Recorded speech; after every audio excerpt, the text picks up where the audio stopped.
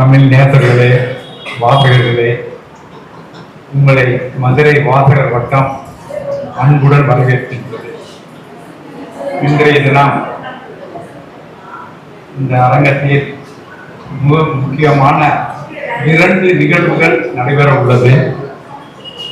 நூல் மதிப்புரை கவிஞர் ரவி எழுதிய இறையன்பு கருவூலம் என்ற நூலை மருத்துவர் டாக்டர் தினேஷ்குமார் மதிப்புரை வழங்குகிறார். அடுத்தபடியாக நமது அன்பு கவிஞர் ரவி எழுதிய கலைமாமணி ஞானசம்பந்தன் கருவூலம் என்ற நூலை தமிழ்நாடு முற்போக்கு எழுத்தாளர் கலைஞர் சங்கத்தின் சேர்ந்த தோழர் பாஸ்கரன் மதிப்புரை வழங்குகிறார். இந்த மதிப்புரையை முடித்தவுடன் கவிஞர் ரவி அவர்களுடைய துணைவியாருக்கு நினைவு அஞ்சலி கூட்டம் நடைபெற இருக்கின்றது. இந்த கூட்டத்திற்கு வருகை தந்துள்ள அனைத்து அன்பர்களையும் வருக வருக என வரவேற்றுக் கொள்கின்றேன். நம்முடைய கவிஞர் ரவியினுடைய துணைவியார் திருமதி சித்ரா அவர்கள் திடீரென விபத்தில் இயற்கை எழுதினார்கள். உடனடியாக அவரை நாங்கள் சந்தித்து இது போன்ற ஒரு கூட்டத்தை நடத்த வேண்டும் என்று நாங்கள் கேட்டுக்கொண்டோம். வித்தியாசமான ஒரு கூட்டம். நம்முடைய நூல் மதிப்புரையும் ஐயாவின் துணைவியாருக்கு நினைவஞ்சலும் ஏற்பாடு பண்ணப்பட்டிருக்கிறது. ஐயாவை பற்றி சொல்ல வேண்டும் என்றால் இந்த வாசகர் வட்டத்தில் தூணாக அவர் இருக்கின்றார்.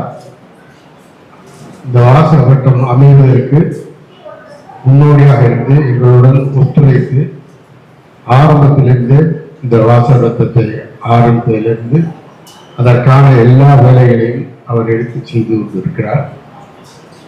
அவருடைய நூல் இன்று 2 நூல்கள் வெளியாகின்றன. அதனுடைய மதிப்புரை நாம் கண்டோம். அதற்கு முன்பாக சென்ற மாத சிறப்பு கூட்டத்தின் நடவடிக்கைகளை முன் நான் சமர்ப்பிக்கின்றேன். வாசகர் வட்டம் ஒரு கடந்த 5 ஆண்டு காலமாக தொடர்ச்சியாக அந்த கொரோனா பீரியடை தவிர மற்ற அனைத்து காலங்களிலும் சிறந்த புத்தகத்தை எடுத்து அதை மதிப்புரை செய்தவுடன் நாம் உறுப்பினர்களுடைய கருத்துக்களையும் கேட்டு நாம் செய்து வருகிறோம். இது மாதிரி தொடர்ந்து இந்த புத்தக மதிப்புரை செய்வதோடு புத்தக வெளியீடும் இந்த நண்பர்கள் புத்தகத்தை எழுதி எங்களது வாசகர் வட்டத்தின் மூலமாகவே புத்தகத்தை வெளியீடும் செய்து வருகிறார்கள். அது இதன் மூலமாக வாசிப்பை நேசிப்பதன் மூலம் நம்ம ஒரு மனிதனுடைய வாழ்க்கையை மிக உயர்ந்த கட்டத்துக்கு கொண்டு செல்கிறோம் என்றுதான் பொருள்படுகின்றோம். அதன்படிதான் நாங்கள் இன்று செயல்படுகிறோம். அதே போன்று இன்றைய தினம் 2 புத்தகங்களை மதிப்புரை செய்வதற்கு 2 பேரறிஞர்கள் வந்திருக்கிறார்கள். முதலாக இறையன்பு கருவூலம் நமது கவிஞர் ரவி எழுதியது. அதை எழுத்தாளரும் மருத்துவரும் ரோட்டரியில் தலைவராக இருக்கின்ற டாக்டர் தினேஷ்குமார் அவர்கள் இறையன்பு கருவூலம் என்ற இந்த புத்தகத்தை ஒரு 15 நிமிடங்கள் மதிப்புரை செய்யுமாறு அன்போடு கேட்டுக்கொள்கின்றேன். அனைவருக்கும் இனிய காலை வணக்கம். முதலில் மதுரை வாசகர் வட்டம் ஒருங்கிணைப்பாளர் நமது ராமூர்த்தி ஐயா அவர்களுக்கும் அமைப்பாளர் திரு சண்முகவேலு ஐயா அவர்களுக்கும் எனது மனமார்ந்த நன்றிகளை தெரிவித்துக் கொள்கின்றேன். ஏன்னா இது ஒரு கன்னி பேச்சு தான். ரொம்ப இந்த மாதிரி ஒரு பேசுவதற்காக அழைத்து பேசி பழக்கம் கிடையாது. இந்த கன்னி பேச்சை கனிவாக என்னை அழைத்தமைக்கு முதற்கண் என்னுடைய நன்றிகளை தெரிவித்துக் கொள்கின்றேன். எனக்கு கொடுத்திருக்கிறது 15 நிமிஷம் தான். ஆனா பக்கங்கள் பார்த்தீங்கன்னா 100 பக்கம் இருக்கு. தலைப்புகள் பார்த்தீங்கன்னா 22 தலைப்புகள் இருக்கு. ஸோ ஒரு பகுதியை எடுத்துக்கிட்டா கூட 1 நிமிஷத்துக்கு மேலே என்னால் பேச முடியாது. ஆகவே என்ன சொல்ல முடியுமோ அதை ஃபர்ஸ்ட் நான் சொல்லிடுறேன். டைம் வந்தோடனே நிப்பாட்டிடுறேன். ஃபர்ஸ்ட் முதல் என்னன்னா இறையன்பு கருவூலம் பகுதி 2. இது நம்ம ரவி ஐயா அவர்கள், நூல் ஆசிரியர் ரவி ஐயா அவர்கள் மிக சிறந்த கவிஞர். முதலில் ஹைக்கூ கவிஞர் அப்படிதான் நான் அறிமுகப்படுத்தணும் அப்படிங்கிற மாதிரி நான் நினைக்கிறேன். கவிதை சாரல் என்ற நூலில் துவங்கி இலக்கிய பயணத்தில் இது 38வது நூலாக இந்த இறையன்பு கருவூலம் பகுதி 2 என்ற நூலை இன்று நாம் ஆய்வு செய்து கொண்டிருக்கின்றோம். இறையன்பு கருவூலம் பகுதி 1 வெளியாகிவிட்டது. இது முதல்ல வந்துட்டு இறையன்பு பகுதி 1 ஆல்ரெடி வந்துட்டு நமக்கு எஸ்டாப்ளிஷ் ஆகி போயிடுச்சு. இது கிட்டத்தட்ட 1000 தமிழகத்தில் மட்டுமல்லாது இந்தியாவில் உள்ள அப்படிங்கிறதுனால நினைக்கிறேன் 1000 நூலகங்களில் உள்ள பல பதிப்புகள் பெற்று 1000 நூலகங்களில் இன்று உள்ளன என்பதையும் தெரிவித்துக் கொள்கின்றேன். இதன் தொடர்ச்சியாக கிட்டத்தட்ட 1000 நூலகங்கள் நமக்கு இருப்பதென்றே எனக்கே வியப்பாதான் இருக்குது. இந்த பகுதி 2 வெளியிட்டு இந்த சிறப்பான ஒரு நூல் வந்து இன்னும் இருந்தால் 10,000 நூலகங்களுக்கும் இது கண்டிப்பாக போய் சேரும் என்பதை மரமாக வாழ்த்தி 2ஆம் பாகம் வெற்றிகரமாக இது அச்சடித்து வெளிவந்துள்ளதாக இதை எண்ணுரையில் நமது நூலாசிரியர் கவிஞர் ரவி அவர்கள் குறிப்பிட்டுள்ளார். இதை தயாரித்தவர்கள் வானதி பதிப்பகம், வானதி ராமநாதன் ஐயா அவர்கள். அவருடைய கருத்துக்களில் சில எனக்கு ரொம்ப பிடித்தமான விஷயம் ஒண்ணுதான். இந்த நூல் எப்படின்னா 22 முதுமுனைவர் இறையன்பு ஐயா அவர்களுடைய 22 புத்தகங்களுடைய தொகுப்புகள் தான். இதுல என்னென்ன போட்டிருக்கு அப்படிங்கிறது ஒரு தனிச்சா சின்ன ஒரு ரொம்ப எக்ஸ்ட்ராக்டடா கொடுத்திருக்கிற ஒரு நிகழ்ச்சி தான், அதாவது ஒரு செய்திகள் தான் இதுல கொடுத்திருக்கு.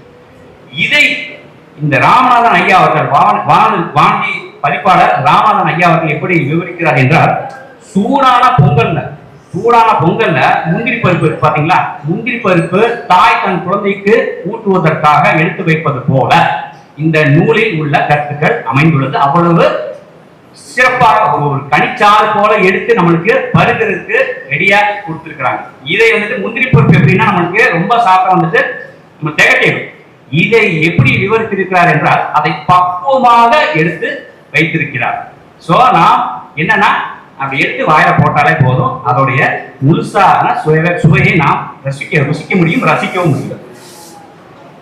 இறையன்பு அவர்கள் பேச்சு, அதாவது 2 விஷயம் சொல்லியிருக்கிறாங்க இந்த நூல் எடுத்து அவங்க பதிவு செய்வதற்காக. 2 விஷயங்கள், 2 ஜாம்பவான்கள் இருக்கக்கூடிய காரணத்தினால். ஒன்று முதுமுனைவர் IAS, அதாவது இந்தியன் அரசு பணி நம் இறையன்பு ஐயா அவர்கள், அவர் நாடறிந்தவர். 2வது நம்மளுடைய நூலாசிரியர் கவிஞர் ரவி அவர்கள் ஊரறிந்தவர். 2 பேருமே எழுத்தாளர்கள், 2 பேருமே மிகச்சிறந்த பேச்சாளர்கள். இந்த 2 காரணத்தினால் இந்த நூல் வந்து அதாவது எஸ்டாப்ளிஷ் பண்றேன், பப்ளிஷ் பண்றேன் அப்படிங்கிற மாதிரி அவருடைய பதிப்புல எழுதியிருக்கிறார். இறையன்பு அவர்கள் எழுத்து, சிந்தனை டிடி தொலைக்காட்சியில் மாணவர்களுக்காக பிரத்யேகமாக சில சிறு நிகழ்ச்சிகளுடன் துவங்கி இன்று நிறைய நம் மாணவர்களுக்காகவும் சரி, இளைஞர்களுக்காகவும் சரி நிறைய நிகழ்ச்சிகள், நிறைய மேடையில் பேசி நம்ம முன்வைத்திருக்கிறார். இதை நூலாக இங்கே கொடுக்கப்பட்டிருக்கிறது. குறிப்பாக 4 நூல்களின் தொகுப்புகளை நான் இங்கு விவரிக்க விளைகின்றேன். திருக்குறள் 100 அப்படிங்கிற தலைப்புல திருக்குறளுக்கும் ஐயா இறையன்பு அவர்களுக்கும் நீண்ட நெடிய தொடர்பு உள்ளது. இவர் முனைவர் பட்ட ஆய்வில் 3 பட்டங்களில் 2 தேர்வு, அதாவது நூல் தேர்வுகளில் திருக்குறளை முன்னிலைப்படுத்தி இருக்கிறார். 2 நூல்களாக திருவள்ளுவரும் ஷேக்ஸ்பியரும் அப்படிங்கிற ஒரு தலைப்பு, அதுபோக திருக்குறளில் மனித வள மேம்பாடு அப்படிங்கிறது 2வது. சோ இந்த முனைவர் பட்ட ஆய்வில் 3ல் 2 திருக்குறள் பற்றியது. திருக்குறள்ல வந்துட்டு என்னன்னா ஃபர்ஸ்ட் இந்த கேள்வி பதிலா அவங்க சொல்லியிருக்கிறாங்க. இந்த திருக்குறள் 100 அப்படிங்கிற இது வந்துட்டு ஃபர்ஸ்ட் டாபிக்கா அவங்க சொல்லியிருக்கிறாங்க. சோ திருக்குறள் 100 அப்படிங்கிற தலைப்புல கேள்வி பதில் மூலமாக அவர் விவரித்திருக்கிறார். 2 கேள்வி பதிலை மட்டும் நான் இங்கு குறிப்பிடுகிறேன். திருக்குறளில் முதல் குறளாக அகர முதல என்பது ஏதேனும் தனி சிறப்பு உள்ளதா, அகரம் என்ற எழுத்திற்கு தனி சிறப்பு உள்ளதா அப்படிங்கிறது மாதிரி கேள்வி. ஏன்னா அகர முதல எழுத்தெல்லாம் ஆதி பகவான் முதற்றே உலகு அப்படிங்கிறது தான் நம்ம திருக்குறள் வந்து ஆரம்பிக்கலாம். அகரம் என்ற எழுத்திற்கு எது தனி சிறப்பு இல்லைன்னா தமிழ்ல மட்டும்தான் அந்த அகரம் வந்துட்டு முதன்மையானதா? இல்லை, உலகத்தில் உள்ள எல்லா மொழிகளுக்கும் அகரமே முதல் எழுத்தாக அவர் குறிப்பிட்டிருக்கிறார். அவர் ரொம்ப வந்துட்டு ஆய்வு செய்து இதை சொல்லியிருக்கிறார். எப்படின்னா கிரேக்க மொழிகளிலும் சிலிரிக் லிபியிலும், இந்த மொழிகள்லாம் நான் இதுவரைக்கும் கேள்விப்பட்டது கிடையாது. சிறிலிக் லிபியிலும் அரபிக்கிலும் தேவநகரியிலும் அகரமே முதல் எழுத்து என்பதை குறிப்பிட்டிருக்கிறார். அதுபோல பினிஷியன் எழுத்துக்கள் அப்படிங்கிறது அந்த மொழி 3500 ஆண்டுகளுக்கு முன்பே அது இருந்திருக்கிறது. அதிலும் முதல் எழுத்து அகரமே என்பதை குறிப்பிட்டிருக்கிறார். இது போல அலப் என்று அது அழைக்கப்படுகிறது. பினிஷியன் எழுத்துல அலப் என்று அந்த அகரம் அழைக்கப்படுகிறது என்பதையும் குறிப்பிட்டிருக்கிறார். ஓசையில் ஆ என்பதும் மிக சுலபமாக நாம் உச்சரிக்க ஒரு எழுத்தாக அமையப்பட்டது. இது போல நம்மளுடைய சிறப்பு எழுத்துக்களான லகரம் நகரம் அந்த மாதிரி ரொம்ப கஷ்டப்படாம ஆ அப்படிங்கிறது ரொம்ப சுலபமாகவும் இருக்கிறது. குழந்தைகள் உச்சரிப்புக்காக முதலில் அமையப்பெற்ற அந்த எழுத்து ஆ. சோ இதனால ஆ என்பது கண்டிப்பாக தனிச்சிறப்பு வாய்ந்த ஒரு எழுத்தாக திருக்குறளிலும் குறிப்பிட்டிருக்கிறது என்பதை இறையன்பு அவர்கள் அவர் கேள்வி பதில் மூலமாக இந்த தொகுதியில் சொல்லியிருக்கிறார். இது போல இடுக்கண் வருங்கால் நகுக என்பதற்கு அர்த்தம் என்ன என்று கேட்பதற்கு அவர் கேட்பதன் மூலமாக என்ன விடையை அளித்திருக்கிறார் என்றால், துன்பப்படும் நேரத்திலும் புன்னகைப்பவர்களே தலைமை பண்பிற்கு உள்ளவர்கள், தகுதியானவர்கள். திருக்குறளை ஆய்ந்து படித்ததோடு மட்டுமல்லாமல் ஆய்வு செய்ததோடு மட்டுமல்லாமல் வாழ்விலும் முதுமுனைவர் இறையன்பு அவர்கள் கடைபிடித்து வரும் மிகப்பெரிய நூலாசிரியர் என்பதையும் குறிப்பிட்டிருக்கிறார். இது போக நண்பர்களே, இறையன்பு புத்தக திருவிழா அவருடைய தனித்துவம் பத்தி ஒரு சில வார்த்தைகள் அவர் நம்ம அந்த நூல்ல இந்த பகுதியில சொல்லியிருக்கிறார். என்னன்னா, இறையன்பு புத்தக திருவிழால நிறைய மேடைகள்ல மதுரை, தேனி, திண்டுக்கல், சென்னை மாநகர்ல பேசியிருக்கிறாரு. இந்த பேச்சின் பொழுது அவர் சன்மானம், அதாவது எங்கெங்கெல்லாம் அரசு பள்ளி கல்லூரிகளில் அரசு நடத்தும் அனைத்து புத்தக திருவிழாக்களில் சன்மானம் எதுவும் வாங்குவதாக இல்லை இறையன்பு ஐயா அவர்கள் என்பதை அழுத்தம் திருத்தமாக குறிப்பிட்டிருக்கிறார். ஏனென்றால் இந்த பகுதியில நான் அரசு பணிதான் செய்து வந்தேன். அதாவது இறையன்பு ஐயா அவர்கள் அகவை தற்பொழுது 63, அதில் 1988ஆம் ஆண்டு அரசு பணியில் நியமிக்கப்பட்டுள்ளார். ஐஏஎஸ் ஆக அரசு பணிக்காக 1988ஆம் ஆண்டு 35 ஆண்டு காலம் 2023 வரை அவர் மிக சிறப்பாக அரசு பணியை மேற்கொண்டுள்ளார். இதில் நான் பணிபெற்றதினால் அரசு சம்பந்தமாக எந்த மேடையிலும் நான் சன்மானம் வாங்குவதாக இல்லை. குறிப்பாக அவர் ரவி அவர்கள், நூலாசிரியர் ரவி அவர்கள் சிறந்த நண்பராகவும் இறையன்பு அவர்களுக்கு திகழ்கிறார். இவருடைய நண்பர்கள் கூறியும் சன்மானம் ஏற்க மறுத்துவிட்டார். ஆகவே அவர் இந்த புத்தகத்தின் மூலம் கூறுவது என்னவென்றால், இவர் எந்த ஒரு சன்மானமும் வாங்காமல் அரசுக்கு நான் உதவி செய்ய காத்துக் கொண்டிருக்கிறேன் என்பதாக அவர் குறிப்பிட்டிருக்கிறார். இது இவ்வளவு பெரிய ஒரு மனிதராக அவர் பார்த்திருக்கிறார் என்பதை இந்த தொகுதியில் குறிப்பிட்டிருக்கிறார். அதுபோக அவரை விவரிப்பது எப்படி என்றால், இப்ப நம்மளுக்கு கடவுள் இருந்தா நல்லா இருக்கும் அப்படிங்கிறது தான் நம்மளுடைய கருத்து. அந்த கடவுள் இருந்தா எப்படி இருக்கும் அப்படிங்கிற மாதிரி நம்ம கவிஞர் ஐயா அவர்கள், இரவி அவர்கள் இறையன்பு அவர்களை பார்க்கிறார். ஒரு நண்பனாகவும் சரி, ஒரு வெல்விஷராகவும் சரி. அதுபோக கிட்டத்தட்ட அந்த கடவுள் ரேஞ்சுக்கு நம்ம அவரை கற்பனை செய்து பார்த்திருக்கிறார் என்பது என்னுடைய கருத்து. அதை இங்கே பதிவு செய்கின்றேன். அதுபோக நடமாடும் என்சைக்ளோபீடியாவாக அவர் சித்தரிக்கிறார். என்சைக்ளோபீடியா உலகத்துல இந்த தொகுப்புகளா நீங்க ஒரு வாட்டி வாசித்தீங்கன்னா வாழ்க்கையில எல்லாத்தையும் நம்ம தெரிஞ்சுக்கலாம்.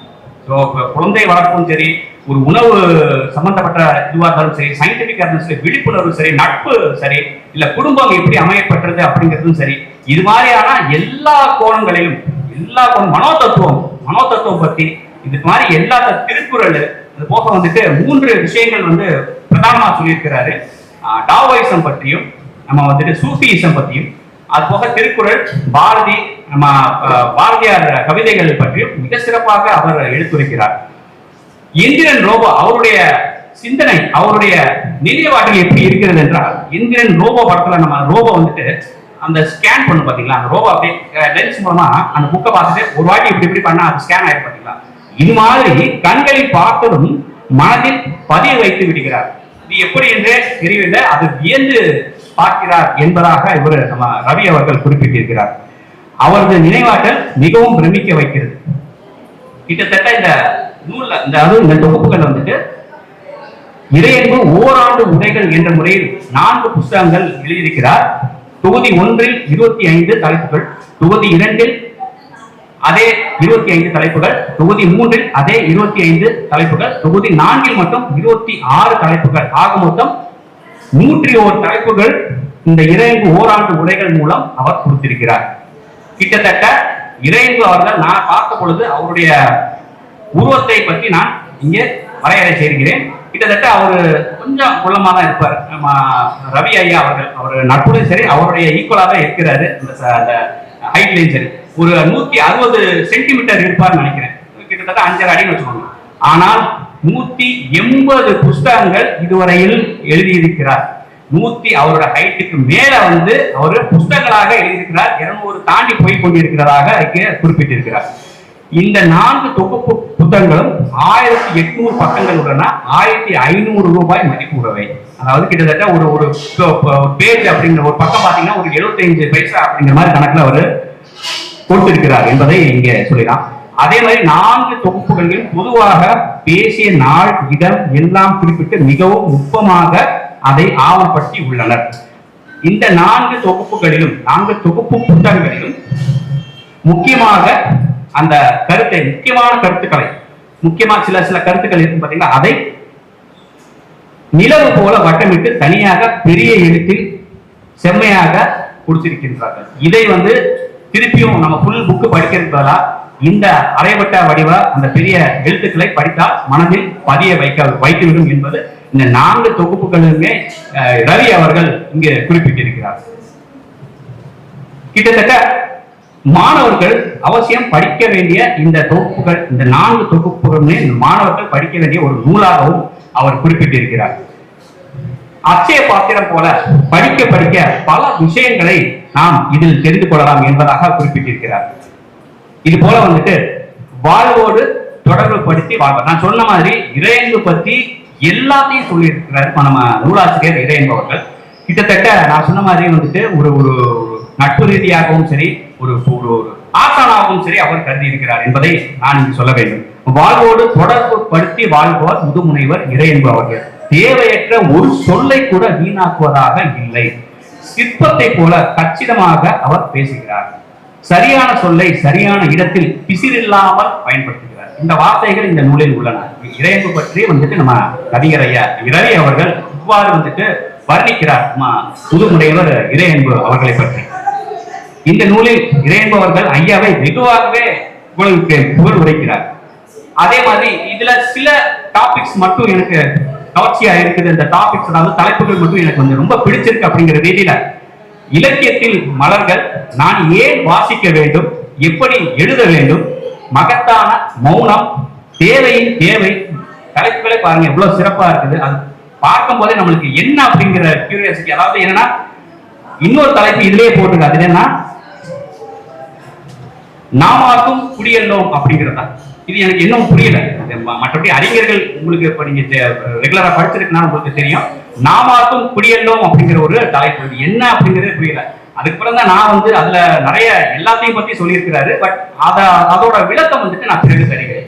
இது மாதிரியான தலைப்புகள் இங்க நம்ம தொகுப்புகள்ல இறையானுக்கு அதாவது இறைவனுடைய ஓராண்டு உரைகளின் தொகுப்புகள்ல இந்த மாதிரியான இறைப்புகள் அதை கவர்ச்சிகரமாக ஒரு 7-8 அவரு குறிப்பிட்டிருக்கிறார். அதையும் நான் சொல்லிக்கொள்ள முன்வைக்கிறேன்.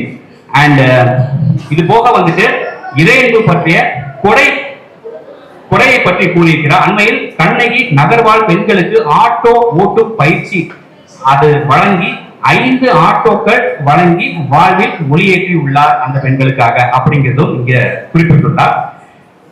நிறைய பாராட்டி இருக்கிறார். ஒரு சக எழுத்தாளர் இன்னொரு சக எழுத்தாளராய் பாராட்டுவதாக இல்லை. இவர் நம்மளுடைய எழுத்தாளர் நம்மளுடைய இறையன்பு அவர்கள் புதுமை பித்தன் அவர்கள் எழுதிய மண் குதிரையை, அதாவது இது எழுத்தாளரை பாராட்டுவது எப்படி, புதுமை பித்தன் எழுதிய மண் குதிரையை படித்திருந்தால் அது வெறும் மண் குதிரையாகத்தான் இருக்கும். ஆனால் இந்த நூலாசிரியர் ராமகிருஷ்ண அவர்கள் இந்த மண் குதிரையை உயிர் குதிரையாக மாற்றியது மிக சிறப்பு. எழுத்தாளர் திரு ராமகிருஷ்ணனை மனம் திறந்து அவர் வெகுவாகவே பாராட்டியுள்ளதாக குறிப்பிட்டிருக்கிறார். ஒரு எழுத்தாளரை பாராட்டக்கூடிய விஷயமாக இங்கே குறிப்பிட்டிருக்கிறார். இது போல நான் கூறியது போல விழிப்புணர்வு பற்றி சொல்லியிருக்கிறார். என்னவென்றால், நீங்கள் விழிப்புணர்வோடு எதை செய்தாலும் சரியாக செய்வீர்கள். விழிப்புணர்வின் முக்கியத்துவத்தையும், எப்பொழுது ஒருவருக்கு விழிப்புணர்வு வருகிறதோ அப்பொழுது அவர் நேர்மையாக இருப்பார், எந்த தவறையும் செய்ய மாட்டார் என்பதாக அவர் குறிப்பிட்டிருக்கிறார். இது போல சொற்பொழிவு பற்றியும் கூறியிருக்கிறார். இது மாதிரி நிறைய விஷயங்கள் அவர் சொல்லியிருக்கிறார். இது 4வது உரையில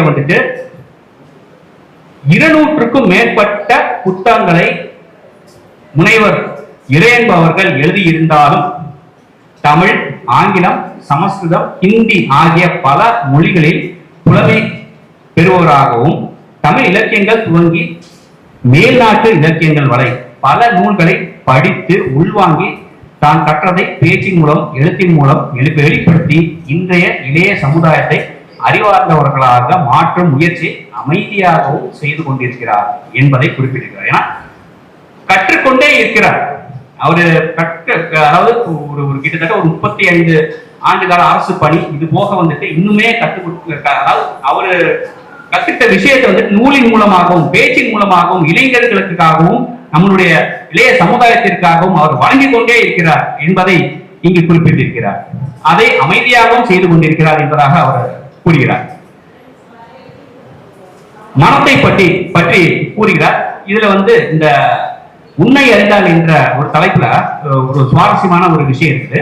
சடங்கான சடங்குகள் அப்படிங்கிற தலைப்புல சடங்குகளை எப்படி வகைப்படுத்துவது, சடங்குகளை அப்படியே நடத்தாமல் முறையாக புரிந்து நடந்தால் அனைவருக்கும் சிறப்பு, அனைவருக்கும் நலம் தரக்கூடிய ஒரு சடங்காக இருக்கும் என்பதை அவர் குறிப்பிட்டிருக்கிறார். ஒரு குளியல் எப்படி செய்யணும், ஒரு குளியல் எப்படி நம்ம பண்ணணும், நகங்கள் எப்படி சுத்தப்படுத்தணும், முடி திருத்தல் எப்படி பண்ணணும், இது போன்ற சின்ன சின்ன விஷயங்களையும் இவர் குறிப்பிட்டிருக்கிறார். இதனால என்ன நன்மை என்ன தீமை என்பதையும் விளக்கியுள்ளார். இப்படி பலதரப்பட்ட விஷயங்களை, அதே மாதிரி அதிகம் சாப்பிடுவது, அதாவது உணவு பற்றி நான் கூறியிருக்கிறேன் முன்பு. அதிகம் சாப்பிடுவது வியாதி, குறைவாக சாப்பிடுவது பலவீனம், சரியாக சாப்பிடுவதே ஆரோக்கியம் என்பதாக அவர் அந்த உள்ளுணர்வை, சாப்பாடு எப்படி, உணவை பற்றி கூறியிருக்கிறது மிகவும் சிறப்பு.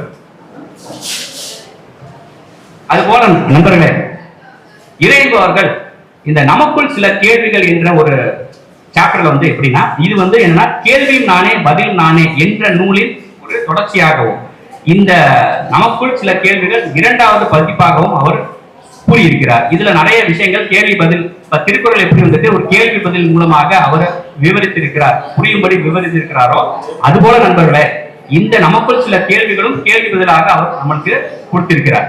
இதுல அவரே கேட்டுட்டு அவரே பதில் சொல்ற மாதிரி தான் இந்த புத்தகம் இருக்குது. 10 புத்தகங்களை, சிறந்த 10 புத்தகங்களை மட்டுமே ஒரு தீவிற்கு எடுத்து சென்று அங்கு ஓராண்டு இருக்க வேண்டும் என்றால் நீங்கள் எதை எடுத்து செல்வீர்கள் என்பதாக அவர் கேள்வி கேட்டு அவரே பதில் அளிக்கிறார். என்னவென்றால், முதலில் நான் சொன்னபடி திருக்குறள் கண்டிப்பாக என்னுடைய அந்த பெட்டியில் இருக்கும். முதலாக திருக்குறள், 2வது லாவோட்சி எழுதிய டாவோ டீச்சிங், டாவோயிசம் பற்றி கண்டிப்பாக அவர் கூறியிருக்கிறார். அந்த புத்தகத்தை எடுத்து செல்வார்.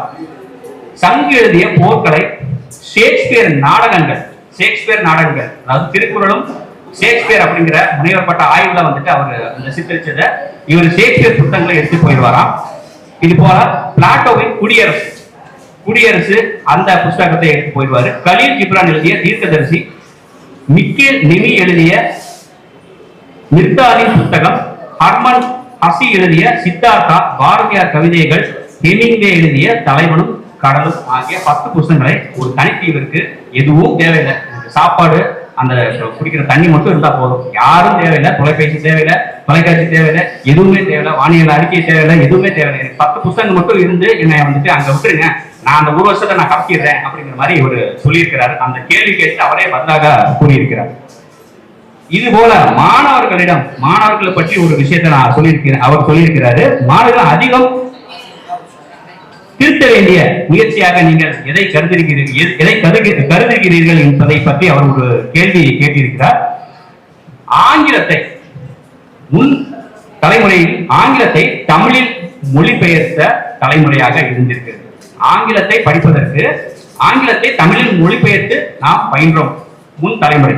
இப்பொழுது உள்ள தலைமுறை வாசிப்பாளர்கள் எப்படி என்றால் தமிழை ஆங்கிலத்தில் மொழிபெயர்த்து நம்ம தமிழ் எப்படி TAMIL என்று எழுதி அவர்கள் கற்கக்கூடிய ஒரு நிலையில் இன்றைய இளைஞர்களின் தமிழ் அறிவு உள்ளது என்பதை லாவகமாக அவர் குறிப்பிட்டிருக்கிறார். இந்த நிலைதான் அவர் மாணவர்களிடத்தில் மாற வேண்டும் என்பதையும் கூறுகிறார். சோ தமிழை கற்க வேண்டும் என்ற ஆர்வம் அவருக்கு வெகுவாகவே உள்ளது. உழைப்பை பற்றி கூறியிருக்கிறார். உழைப்பு எப்படி இருக்க வேண்டும் என்பது ஒரு உதாரணத்துடன் கூறுகிறேன். மதுரை மீனாட்சி மிஷன் மருத்துவமனை இப்பொழுது நான் மாட்டுக்கவனி பார்க்க அந்த பக்கம் இருக்கு. இதோட தலைவர் அவர்கள் சேதுராமன், டாக்டர் மருத்துவர் சேதுராமன் அவர்கள்.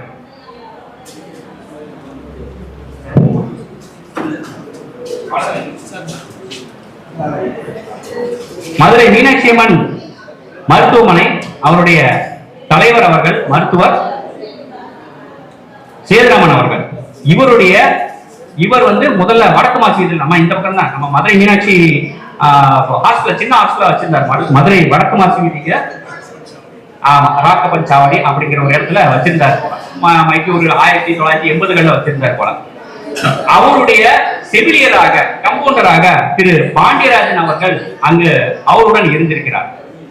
இது உழைப்பின் காரணமாக எப்படி உழைப்போட முக்கியத்துவத்தை இந்த எக்ஸாம்பிளோட சொல்றாரு. இன்று இந்த மீனாட்சி மருத்துவமனை மிகப்பெரிய கிட்டத்தட்ட ஒரு 5 ஸ்டார் ஹோட்டல் ரேஞ்சுக்கு நம்ம அந்த புதிய கட்டணம் எல்லாம் போயிடுச்சு.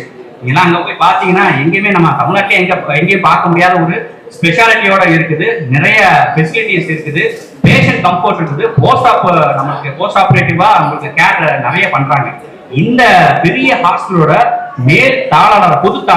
பொது மேலாளராக ஜெனரல் மேனேஜராக இந்த பாண்டியராஜ் அவருடன் இருந்ததற்காக அந்த உழைப்பின் பரிசாக இன்றும் அவருடன் இருக்கிறார் என்பதை இந்த தொகுப்பில் குறிப்பிட்டிருக்கிறார். அதே மாதிரி பெண்கள் வெளியில் பணியாற்றி வேலை செய்வதால் பொருளாதாரமும், இங்கே 2 பெண்மணிகள் உள்ளனர், அவர்களை பற்றியும் குறிப்பிட்டிருக்கிறார். பெண்கள் வெளியில் பணியாற்றி வேலை செய்வதால் பொருளாதாரமும் நம்பிக்கையும் வளரும் என்பதையும் குறிப்பிட்டிருக்கிறார். முக்கியமாக ஒரு கவிதை மூலம் நிறைவு செய்திருக்கிறார். என்னவென்றால், வலியும் வியர்வை கொட்டட்டும், உழைப்பு விண்ணை முட்டட்டும், கனிவு கதவை தட்டட்டும், உயர்வு யாவர்க்கும் கிட்டட்டும். இது போல நிறைய கவிதைகள் இருக்குது. நான் சும்மா ஒரு எக்ஸாம்பிளுக்காக சொல்றேன். நிறைய கவிதைகள் மூலமாக இறையன்பு எழுதியதை மிகைப்படுத்தி இல்லாமல் வெகுவாகவே இங்க நம்ம நூலாசிரியர் ரவி அவர்கள் இங்க குறிப்பிட்டிருக்கிறார். நான் சொன்ன மாதிரி பக்குவமாக லாவகமாக அந்த முந்திரி பருப்பு நம்மளுக்கு எப்படி தேவையோ அதுக்கேற்ற மாதிரி நம்மளுக்கு கொடுத்திருக்கிறார் என்பதாக கூறலாம். தவத்தை பற்றி, தவத்தின் முக்கியத்துவத்தை பற்றியும் கூறியிருக்கிறார். தவம் எந்த அளவிற்கு ஒரு ஒரு சப்ஜெக்டை எடுத்து நம்ம வேலை பார்த்தோம்னா, கான்சென்ட்ரேட்டடா வேலை பார்த்தோம்னா அது நிறைவு பெறும். 100% நமக்கு முழுமையடங்கும் என்பதை இந்த தவத்தின் அந்த இது மூலமாக அவர் விளக்கி இருக்கிறார். ஸோ நிறைய அவருக்கு எக்ஸாம்பிள்ஸ் நான் கொடுத்திருக்கிறார். அதை திருப்பி நம்ம புக்கை பார்த்து நீங்க படிச்சுக்கோங்க, நூலை பார்த்து நீங்க தெரிஞ்சுக்கோங்க. நட்பு, ஆமா, இது ரொம்ப முக்கியமாக நான் சொல்லணும்னு நினைச்சிருந்தேன். உப்பு இல்லாமல் இருந்து விடலாம், ஆனால் நட்பு இல்லாமல் இருக்க முடியாது என்பதை முதலில் ஃபர்ஸ்ட் நம்ம இன்ட்ரோ சொல்லியிருக்கிறாரு. பலரின் சாதனைக்காகவும் புகழுக்காகவும் மேன்மைக்காகவும் வளர்ச்சிக்காகவும் உச்சத்திற்காகவும் மன அமைதிக்காகவும் உடல் நலத்திற்காகவும் வளத்திற்காகவும் அனைத்திற்கும் நட்பே அடித்தளம் என்பதை குறிப்பிட்டிருக்கிறார். இதில் 70 தலைப்புகள் உள்ளன. 3 ஆண்டுகள் இந்த நட்பு அப்படிங்கிறது நம்ம சும்மா டிஸ்கிரைப் பண்ண முடியாது, நம்ம விவரிக்க முடியாது. இவர் கிட்டத்தட்ட 3 ஆண்டுகள் தவம் செய்து ஆய்வு செய்து தனக்கு நண்பர்களுடன் ஏற்பட்ட சொந்த அனுபவங்களை பகிர்ந்துள்ளார் இந்த நட்பு தலைப்பு மூலமாக. நண்பனுக்கு செய்த உதவியை அன்றே மறந்துவிட வேண்டும், ஆனால் நண்பனிடம் நான் பெற்ற உதவியை மறக்காமல் நன்றியோடு நினைவில் வைத்துக் கொள்வது நல்லது அப்படி என்பதை குறிப்பிட்டிருக்கிறார். கிட்டத்தட்ட இந்த தலைப்புல ரவி அவர்களுக்கும் நம்முடைய இறையன்பு ஐயா அவர்களுக்கும் இருக்கிற நட்பை பற்றியும் கூறியிருக்கிறார். ரவி ஐயா அவர்கள் 200க்கும் மேற்பட்ட ஹைக்கூ கவிதைகளை எழுதியிருக்கிறார். இதை நம்ம எதுவாக பாராட்ட வேண்டும், இந்த இடத்திலே பாராட்டிக் கொள்வோம் ரவி அவர்கள் ஐயா அவர்களை. ஹைக்கூ கவிதைகள் கிட்டத்தட்ட 2000 ஹைக்கூ கவிதைகள் எழுதியிருக்கிறார். அதில் இந்த நட்பு காரணமாக சிறந்த கணித்தார் போல சிறந்த 100 ஹைக்கூ கவிதைகளை தேர்ந்தெடுத்து ஒரு நூலாக வெளியிட்டுள்ளது சிறப்பு. இது நட்பின் ஒரு அடையாளமாக அவர் காண்பிக்கிறார். அவருடைய அதே மாதிரி இறையன்பு அவர்களுடைய நட்பு, அவரோட வெளியில இருக்கிற மக்களுடைய உடன் இருக்கக்கூடிய நட்பு எப்படி இருக்குன்னா, அவருடைய 100வது நூலான மூளைக்குள் சுற்றுலா என்பது இந்த நூல் வெளியீட்டு விழாவில் சென்னையில நடந்தது. இதுல மாநாடு போல நடந்தது. இது வந்துட்டு ஒரு புஸ்தகம், ஒரு வெளியீட்டு விழா வந்துட்டு ஒரு மாநாடு போல நடந்தது. இது எதன் அடையாளம் என்றால் நட்பின் அடையாளமாக அவர் காட்டியிருக்கிறார். புதிய நண்பர்களை ஏற்படுத்திக் கொள்ளவும், நட்பினை ஏற்படுத்திக் கொள்ளவும், பழைய நட்பினை புதுப்பித்துக் கொள்ளவும் இந்த நூல் ஒரு வழிகாட்டி நூலாக இயங்குகிறது என்பதையும் கூறியிருக்கிறார். இதோட நிறைவு பண்றேன். அதாவது என்னன்னா, இந்த இடத்துல இந்த தலைப்பு வந்து ரொம்ப முக்கியம். அது என்னன்னா, சத்சங்கம் அப்படிங்கிற ஒரு தலைப்பு. இதில் உண்மையான ஆன்மீகம் அப்படி என்பதை மனித நேயத்திற்கு ஈடாக அவர் குறிப்பிட்டிருக்கிறார். உண்மையான ஆன்மீகம் என்பது என்னவென்றால், மனித நேயம் என்பதை வலியுறுத்தும் விதமாக வடிவமைத்தும் உள்ளனர். நாஸ்திகர்கள் அவர்கள் யார் என்றால், மற்றவர்களை புண்படுத்தாமல் தன் தரப்பு நியாயங்களை யாருக்கும் வருந்தாதவாறு உழைப்பவர்கள் நல்ல நாத்திகர்கள். ஆத்திகர்கள் யார் என்பதை குறிப்பிட்டுள்ளார். கடவுள் மறுப்பாளர்களுக்கு அவர்கள் கருத்தை சொல்ல உரிமை உண்டு என்று நினைப்பவர்கள், அனைவரும் சமம் என்று கருதுபவர்கள், எல்லா உயிர்களிடத்தும் தன்னுயிர் போல நினைப்பவர்கள், கடவுளின் பெயரால் நடக்கும் மூட நம்பிக்கைகளை சாடியுள்ளார். எப்படி என்றால், மனமது மென்மையானால் மந்திரங்கள் ஜபிக்க தேவையில்லையாம் என்ற சித்தர்களின் கருத்தை இவர் வழிமொழிந்து இந்த நூலில், இந்த தொகுப்பில், இந்த தலைப்பில் கொடுத்துள்ளார். எல்லாரிடத்திலும் எல்லா உயிர்க்கும் கருணை காட்டுவது மனிதநேயம். அதுபோல மனசாட்சிக்கு உண்மையாகவும் நேர்மையாகவும் வாழ்வதே ஆன்மீகம் என்பதால் மொத்தத்தில் சத்சங்கம் ஆத்திகர்கள் நாசிகர்கள் சங்கமிக்க உதவும் ஒரு நூலாக இங்கு குறிப்பிட்டுள்ளார் இறையன்பு அவர்கள் வழியாக நம் கவிஞர் ரவி அவர்கள். இறுதியாக நான் சொன்ன மாதிரி நாமாக்கும் குடியெல்லும் என்பது அர்த்தம் என்னன்னா, இது ஒரு தேவாரத்துடைய ஒரு கவிதை வரிகள்ல முதல் வரியாக இது இருக்கிறது. இதற்கு பொருள் என்னன்னா, நாம் யாருக்கும் அடிமை கிடையாது, என்றும் ஆனந்தமாக இருப்போம், யாருக்கும் பணிந்து நிற்க மாட்டோம் என்ற தலைப்புல இது எப்படி நடக்குதுன்னா, வாழ்வில் விஷயங்கள் எல்லாத்தையும் நாம் தெரிந்து கொண்டால் இப்படியாக நாம் இருக்கலாம் என்பதை கூறி அவர் இந்த தலைப்பை முடித்திருக்கிறார். வாழ்வின் விஷயங்கள் அனைத்தையும் இதில் உள்ளடக்கி உள்ளார்கள். இதுல வானதி பதிப்பகம், new century book house, Karpagam புத்தகாலயம், தினத்தந்தி பதிப்பகம், விஜயா பதிப்பகம், துர்கா பப்ளிகேஷன்ஸ், நேசம் பதிப்பகம், இந்த நூல்கள் எல்லாமே இந்த பதிப்பகத்தின் மூலமாக வெளிவந்துள்ளதாக அவர் குறிப்பிட்டுள்ளார். மொத்தத்தில் இறையன்பு கருவூலம் நூல் ஒரு சிறப்பான நூல். அனைத்தையும் கற்றுக்கொள்ளலாம், தெரிந்து கொள்ளலாம். நண்பர்களே, என்றும் ஆனந்தமாய் இருப்போம், நாமாக்கும் குடியெல்லும். நன்றி, வணக்கம்.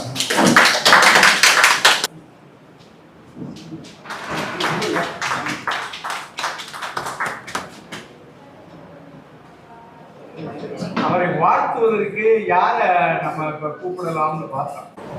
110-15 தடவை ரத்த தானம் வழங்கியிருக்கிறார்.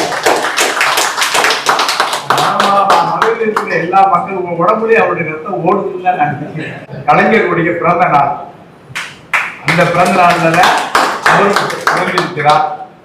அவரை நமது டாக்டர் தினேஷ்குமாரை வாழ்த்தி அவர் கூறுமாறு அன்போடு கேட்கிறேன்.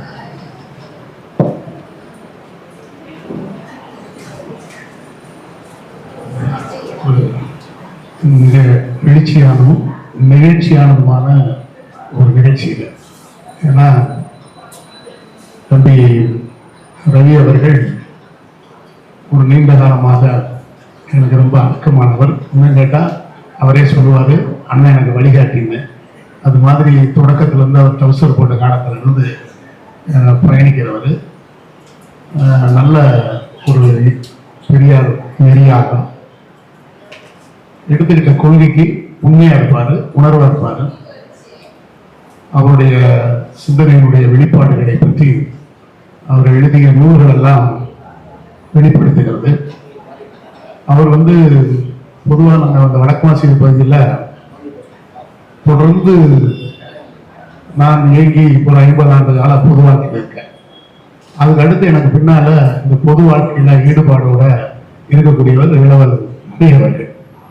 அது ரொம்ப முக்கியமான மகிழ்ச்சியான செய்தி. அப்படி இருக்கக்கூடிய, ஏன்னா இந்த பகுதி எப்படின்னா, நிலக்கலார்கள் வீடெல்லாம் உரிமையான வீடு, இந்த சொல்லுவோம்ல வெந்ததுன்னு சாவு விதி வந்த சாகுன மாதிரி ஒரு மாதிரி சுகஜீவனம் உள்ள பகுதி இது. ஆனா அதுல வந்து இப்படி ஒரு பொது சிந்தனையோட வர்றது ரொம்ப பெருசு. அது மட்டும் இல்ல, தம்பி ரவி வந்து தாத்தா அம்மாவை பெற்ற அப்பா வந்து ஒரு விடுதலை போராட்ட வீரர் செல்லையான்னு. அவருடைய உடன்பிறப்பு நீங்க எல்லாம் முன்னால பெரியவங்களுக்கு தெரியும், அணுகுண்ட ஐயா. அவர் வந்து தமிழ்நாட்டுடைய பெரிய சூறாவளி பேச்சா. அவருடைய பேச்சை பார்த்தீங்கன்னா எதிராளி வந்து பயப்படணும். ஆனா வந்து பாத்தீங்கன்னா அந்த உடையெல்லாம் இருக்கு பாருங்க, ஒரு 60 வயசுல அவர் இருக்காருன்னா இளைஞர் மாதிரி உடை போட்டிருப்பார். அதை கேட்டா நான் ஒரு நாள் அவரை சந்திக்க போறேன், வாங்க என்ன இது அப்படின்னா, நான் சட்டை போட்டிருக்கேன்ல. ஐயா என்ன கேட்குறீங்க? இல்ல சட்டை, ஆமா இப்படியா போடுறது கிழமை மாதிரி, நான் எப்படி போட்டிருக்கேன் பாரு, அவர் பூ போட்ட டிசைன்ல போட்டிருக்காரு, இப்படிதான் இருக்கணும் இளைஞர்னா அப்படின்னாரு. அது மட்டும் இல்ல, எப்ப பார்த்தாலும் சின்ன பசங்களா கூடயே சுத்திட்டு இருப்பாங்க. கையில எப்பவும் மிட்டாய் பிஸ்கட்லாம் வச்சிருப்பாரு, தோல் பையில போட்டு கொடுத்துக்கிட்டே போவாரு.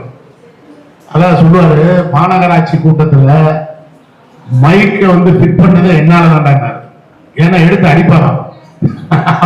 அது எதுக்கு சொல்றேன்னா, எடுத்துக்கிட்டதுல ரொம்ப எழுச்சியா இருக்கக்கூடிய ஒரு ஆற்றல் மிக்க அப்படிப்பட்ட அந்த குடும்ப மரபு அவருக்கு இருக்கு.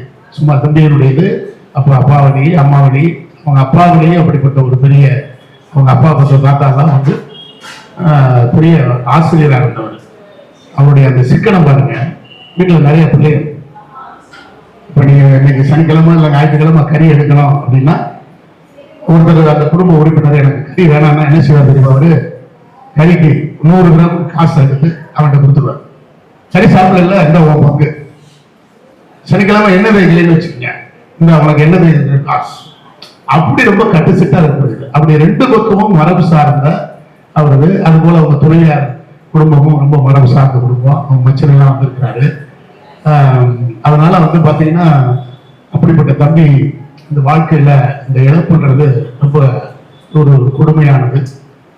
இருந்தாலும் இது போன்ற பொதுவாழ்வு சிந்தனை உள்ளவர்கள், தலைவர் தந்தை பெரியார் அவர்கள் தன்னுடைய மனைவி நாகம்மையார் இறந்த பொழுது சொன்னார், நான் வந்து இது மாதிரி வருத்தப்படலை, ஏன்னா இன்னும் நான் விடுதலையோடு உணர்வாக வேலை பார்க்கறதுக்கு.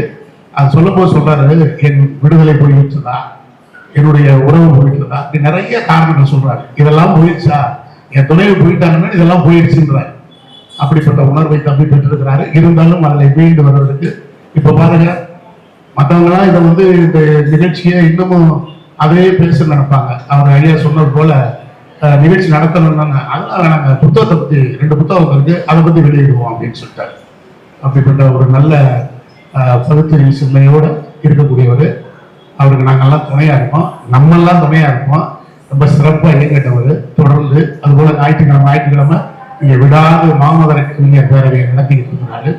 அதனால அவருடைய தொடர்ந்து நம்ம கூட இருப்போம். இங்க மருத்துவர் வந்து பேசினாங்க, தினேஷ் அவர்கள், நல்ல உரை. அது எப்படின்னா, இறையன்பு தொகுப்ப தம்பி ரவி வந்து ஒரு குறுநாவல் போல கொடுத்துட்டாரு. அவர் பாருங்க எப்படி திருக்குறள் வந்து 1.25 அடின்றோம், ஆனா ஆத்திச்சூடி 3/4 அடி தானே. இவர் அதே மாதிரி அவர் 1.25 அடியில செஞ்சாருன்னா ஒரு 3/4 அடியில செஞ்சாங்க. ரொம்ப சிறப்பாக மருத்துவர் வந்து அவரை பற்றி எனக்கு இன்னைக்குதான் அறிமுகம். இருந்தாலும் அவருடைய அந்த உரையாடல், படிக்கிற திறன், நம்ம சொன்ன மாதிரி புத்தகத்தை படிச்சுட்டு சும்மா குறிப்பெடுத்துக்கிறத விட அவரே ஒரு புத்தகம் போல ஒரு புத்தகம் பெரிய ஏடு போட்டு எழுதி வச்சிருக்கிறாரு. அவருடைய அந்த உரைநடை எல்லாம் இருந்துச்சு. ஏன்னா சொன்னதையே திரும்ப சொல்ல வேண்டாம்னு நினைக்கிறேன். அதனால ரொம்ப சிறப்பு. நானும் படிச்ச புத்தகத்தெல்லாம். அதனால தொடர்ந்து இயங்குவோம். இங்க இருக்கக்கூடியவர்கள் இன்றைக்கு இந்த மொழி இன நலனுக்கு பாடுபடுவதாக இருக்கணும். ஏன்னா வெறும் மொழி நலன் என்பது வெற்றி பெறாது. இன உணர்வு இருந்தால் தான் வெற்றி பெறும். அப்படி நீங்க மொழி உணர்வோடு, நான் அடிக்கடி சொல்றது சந்தோஷம் வாங்க, நான் சொல்லுவேன் சந்தோஷம் சொல்லாதீங்க, அது வட சொல். ஆனா தோஷம் கெட்டது தானே, அதையும் ஓயாம சொல்றீங்கன்னா அவங்க என்கிட்ட சொல்லுவாங்க, நீங்க வடமொழின்னு சொல்லியிருந்தா கூட மறந்துருப்பேன், ஆனா தோஷம் கெட்டது நீங்க பாருங்க இன்னைக்கு வரைக்கும் மறக்க முடியல அப்படின்னாங்க. அதே மாதிரி அந்த வாழ்த்துக்களுக்கு என்ன சொல்லுவோம், வாழ்த்து ஆசீர்வாதம் நான் சொல்லுவேன், வட சொல்லுங்க, வாதம் கெட்டதானே, வாதம் வந்தா தப்பு தானே அப்படின்னு. எதுக்கு சொல்றேன்னா, அப்படி சொன்னோம்னா அது நல்ல நிலையா இருக்கு. அதனால நாம் வந்து தனித்தமிழில், அதாவது பிற மொழி சொற்கள் கலக்காம பேசும். அது நம்ம மொழியை காப்பாற்றணும். அப்படி காப்பாற்றப்படுகிற அந்த இனம் இன்றைக்கும் சிறப்பா இருக்கணும்னா அந்த இன உணர்வு முக்கியம். ஏன்னா இன்றைய சூழல்ல இந்த மொழிக்கும் இனத்திற்கும் பேராபத்து. அதெல்லாம் நீங்க இந்த கடைசியா இருக்கக்கூடிய இந்த காலகட்டத்தை நம்ம மீட்டெடுக்க வேண்டும் என்று உங்களிடத்துல தோழர்களோடும் பணியோடும் கேட்டுக்கொண்டு இந்த நிகழ்ச்சி சிறப்பாக நடக்க மகிழ்ச்சி. நன்றி, வணக்கம். ஐயாவுக்கு பிறந்த நாள் என்று நான் உள்ள நுழைஞ்ச பின்னாடி தான் எனக்கு தெரிஞ்சது. உண்மையிலேயே எங்களுக்கு முதலியே தெரிஞ்சிருச்சுன்னா நான் இந்த மாதிரி ஆடை கொடுக்க மாட்டேன். பெரியாருடைய நூல்களை தான் நான்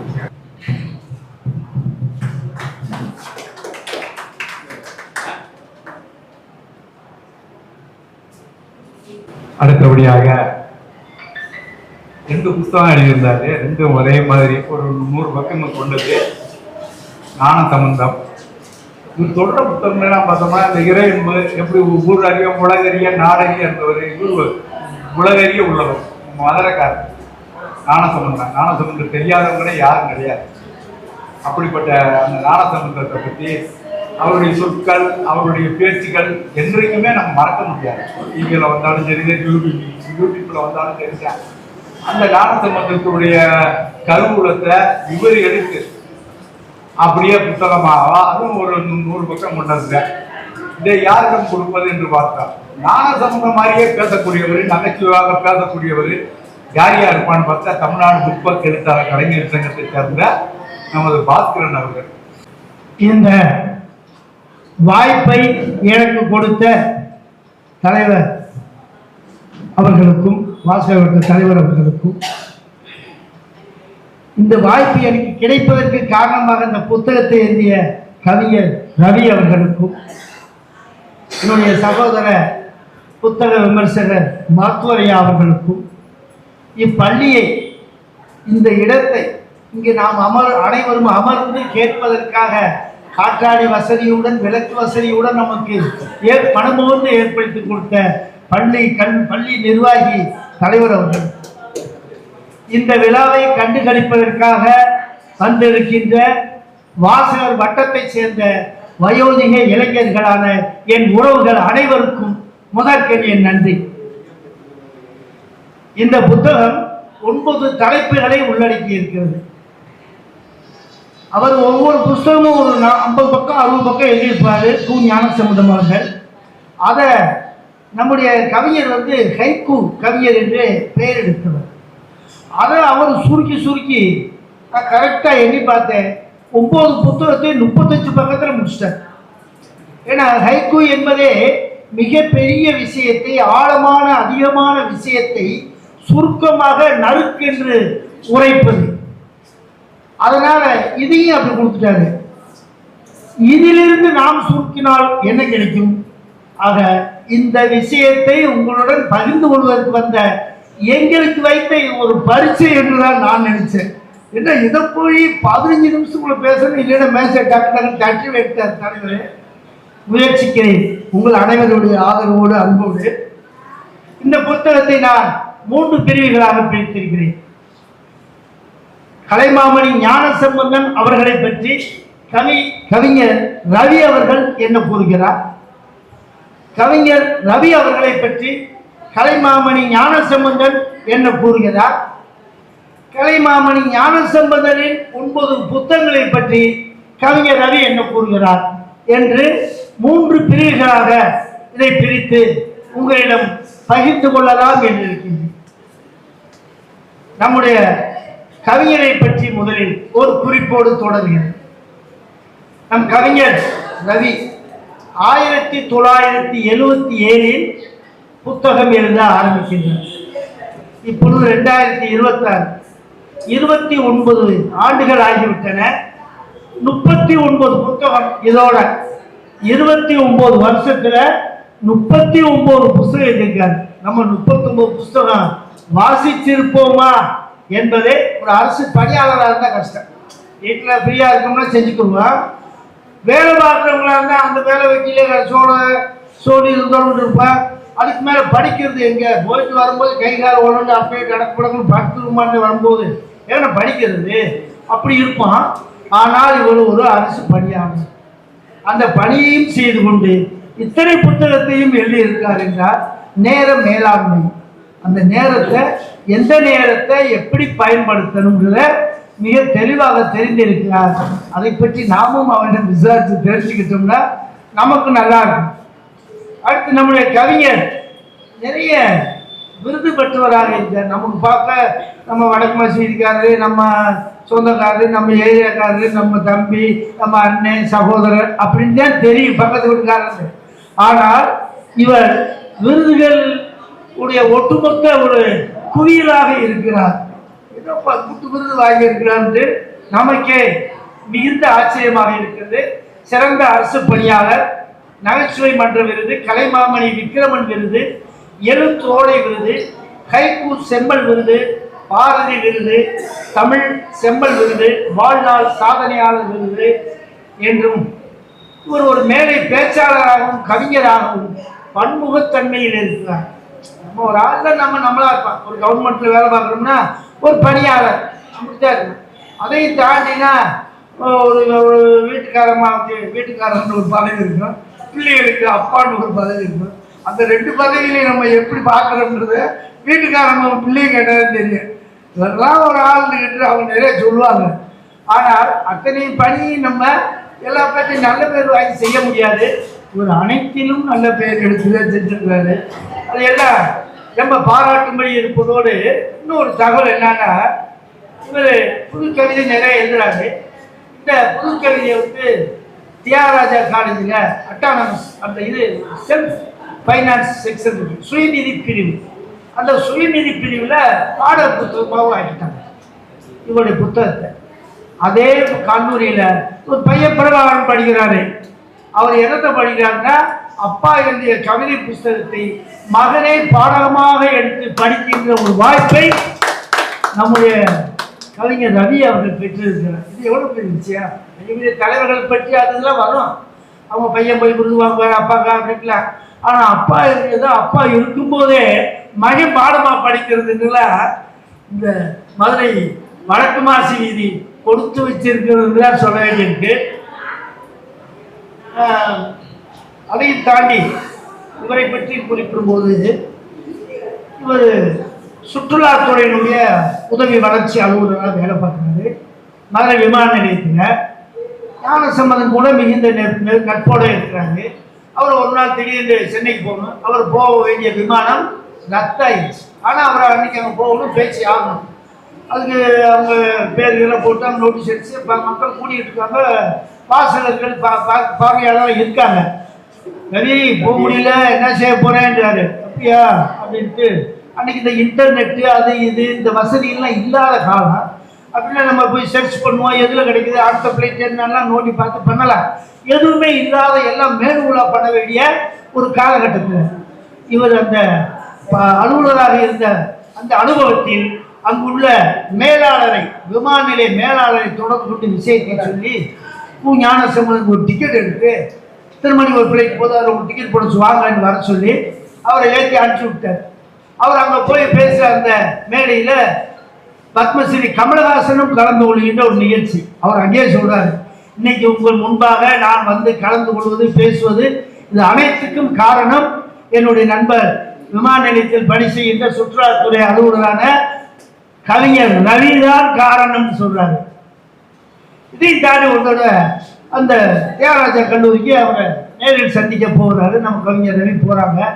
போய் பேசிட்டு இருக்கும்போது தசாவதாரம் படம் பார்த்துட்டீங்களா கவிஞரேன்னு கேட்குறாரு. பார்த்துட்டேன், நல்லா இருந்துச்சுன்னாரு. அப்படியா?